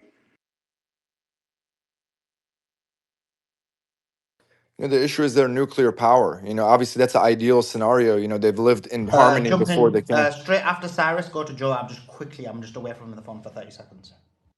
Yeah, that's the ideal scenario, and they were the Jews, Christians, and Muslims amongst the Druze, the Alawites. I mean, the Levant is a patchwork tapestry of beautiful cultures, all of them, right? So it's the European ethno supremacist Ashkenazi Zionist movement, and that doesn't mean all European Ashkenazi Jews are for this. There's many ultra Orthodox. That's what I was trying to tell Suleiman. The biggest group they call the Voice of Rabbis. They're super anti-Zionist. They're both religiously and they have a huge heart for the Palestinians. I mean, they're always speaking against it.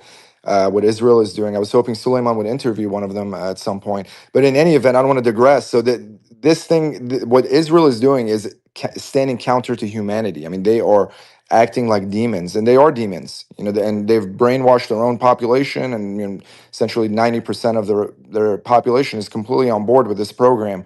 So. And not to mention the American public. There's been a concerted effort to propagandize the American public really since the 80s. This is nothing new.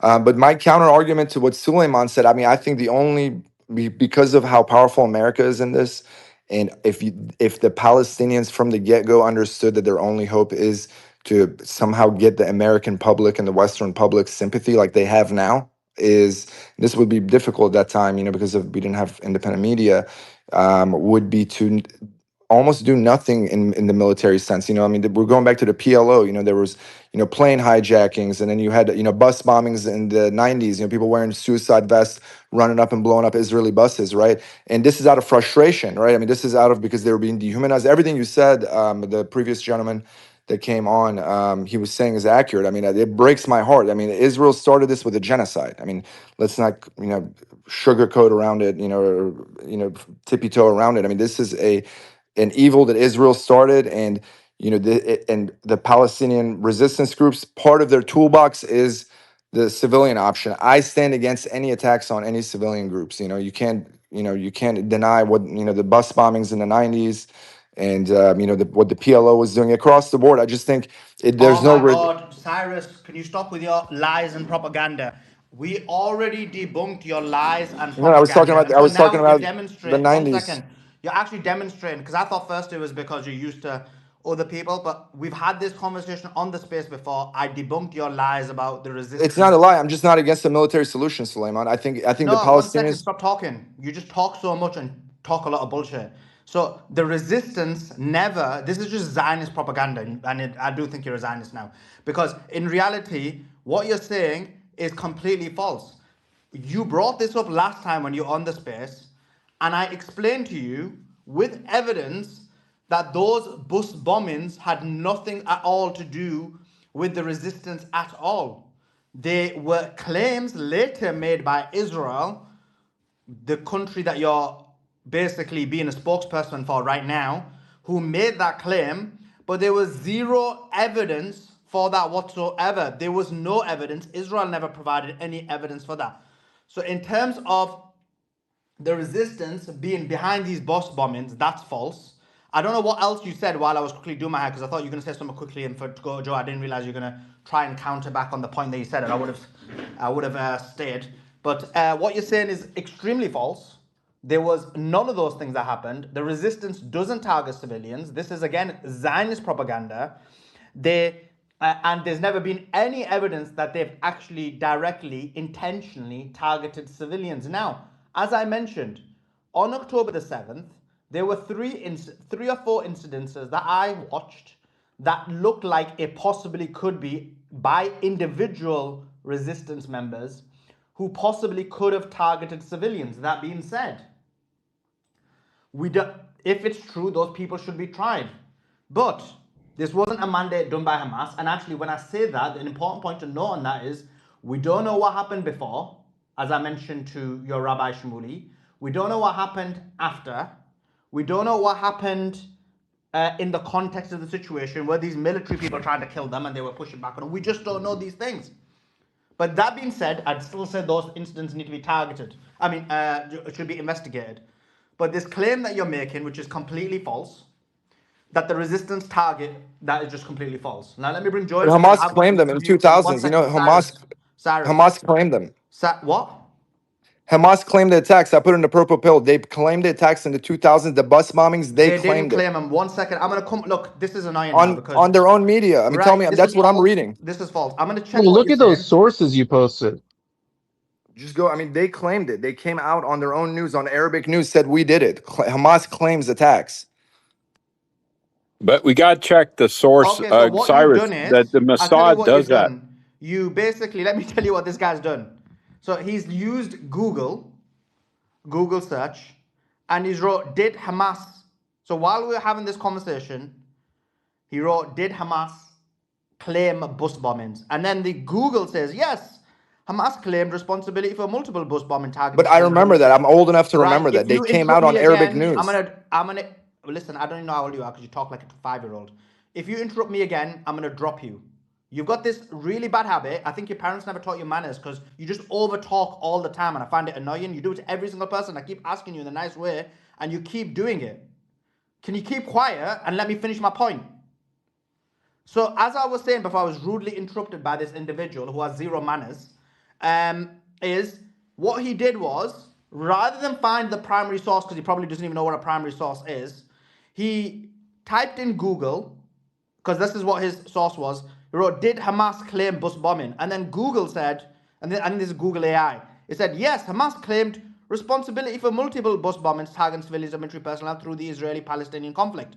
And then the first one says Human Rights Watch, but if you actually go and read Human Rights Watch, unless this is a different article, it specifically says it makes the claim without any having real evidence that Hamas claimed it.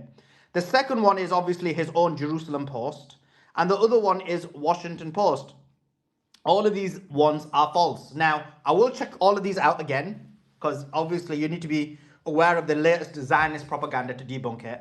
But like I said, I'm going to go to Joa, and then you can come back tomorrow, and we will go through this, and I will debunk all your claims. But Joa, go ahead, jump in. Yeah. Look, just to kind of put things right.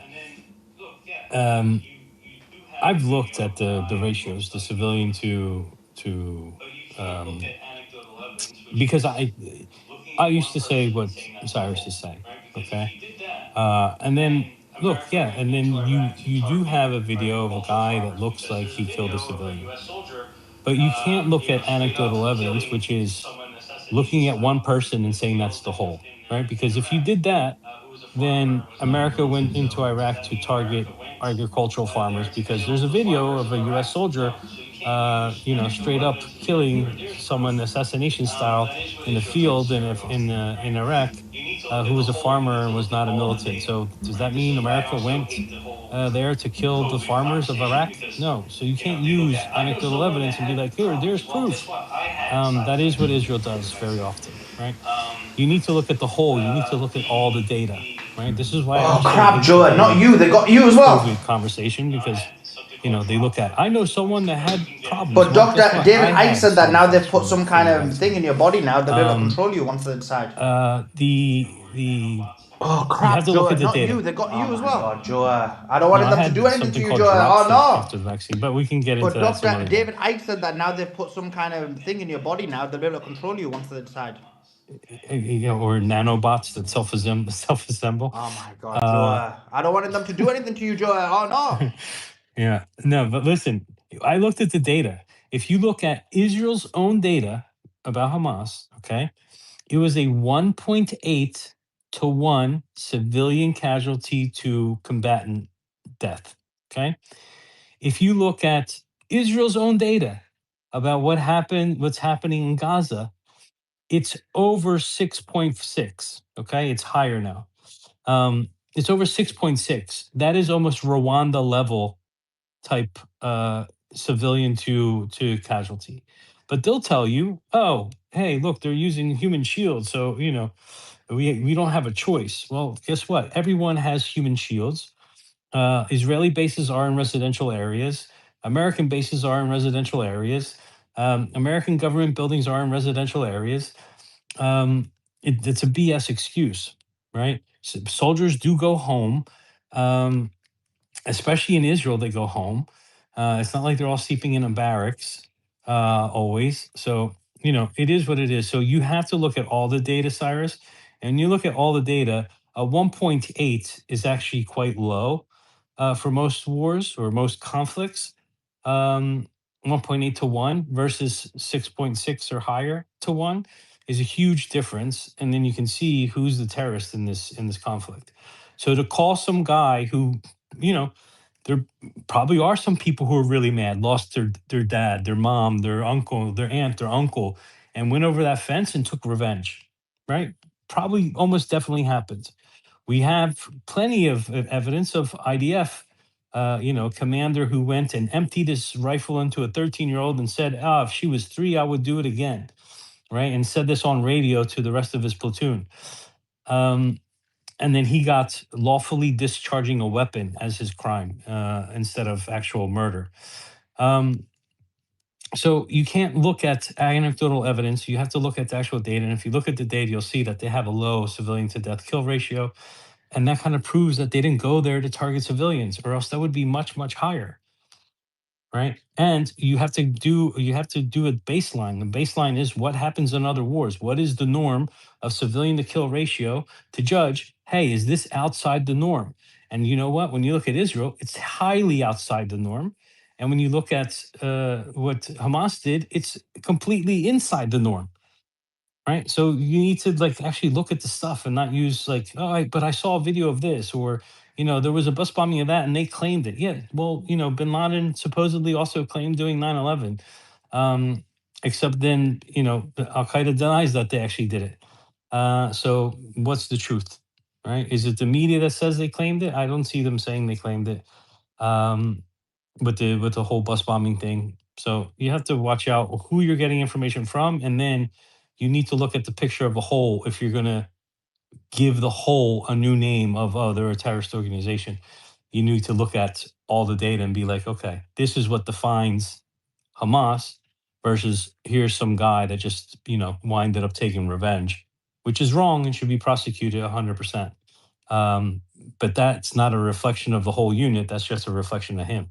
I mean, I started out by saying it started with the genocide of Nakba. It started with Israel starting a genocide. I mean, no doubt. I mean, it's so disproportional. I just think the Mahatma Gandhi approach would have worked better. It wouldn't have led to the destruction of Gaza. They used it as an excuse. They use any one's Israeli death. Oh my God, we're the victim. We're the victim. When you know that's your opponent, and they have a blank check from the United States, the ultimate superpower of the West, right? You're like, holy cow! It's the most terrible situation a group can find themselves in. I mean, it breaks my heart. There's no doubt. But my point is this: I just don't believe armed resistance, especially if there's civilians in the mix. Now you're providing other evidence. If it's true that they didn't go blow up those buses, I take my words back. I'm going by the evidence I understood to be true. If Suleiman has done much more research on it, I'll take my words back.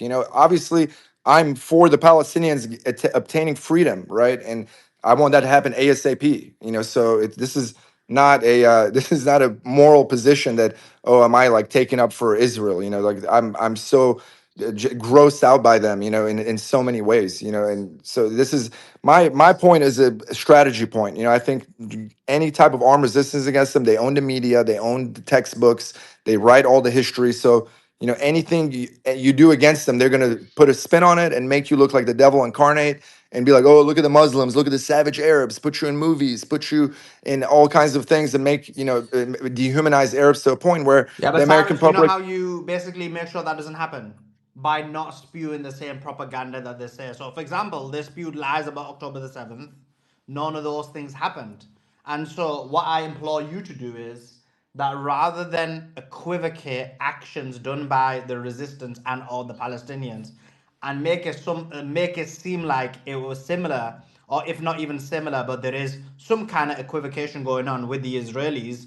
That's the problem. That means you're feeding into the monster, you're feeding into the beast. And so if we had people like you at the start during October 7th, it would have been highly probable. But we were very direct, we were very evidence-based. We wanted information about whether this had happened or not. And once we knew that the claims that they had made were false and they were inaccurate, then what did we do? We completely decimated all their lies about October the 7th. We decimated the lies about the beheaded babies, the mass grape, and all the rest of them. And there was no equivocation. And this is the problem. Like, you need to understand that what they say and the claims they make are false. And by the way, you should know there's nothing better than after October 7th, because if you were to take off social media completely and just look at mainstream media, you would be like, oh, guess what? They beheaded babies on October 7th because that's what mainstream media said. They did the mass grape because that's what mainstream media said. I knew that was fake from the jump, though. That I didn't believe any of that. It's irrelevant if you didn't believe it. That's Yeah. what the mainstream media said. And your evidence is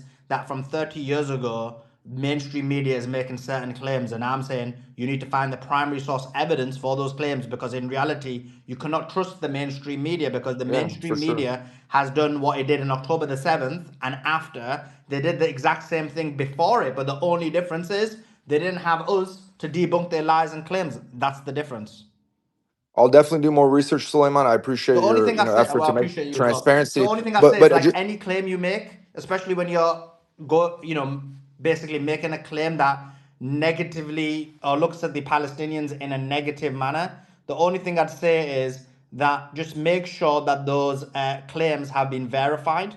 And what I mean by that is through primary sources, because you cannot trust this media. They control this media. You cannot trust their claims, because these are the claims that they make based on the propaganda that they want to spew. So I think that's the most important thing. But let's go to and to prove yeah. and to well, just one last what Sana said, just to prove there's no spin on my message, is I don't make any of those claims against Hezbollah. I've been observing how they fight and they choose military targets. So if I'm proven wrong, if those bus bombings, no evidence, Hamas didn't claim them, because I was sure they came out on Arabic media.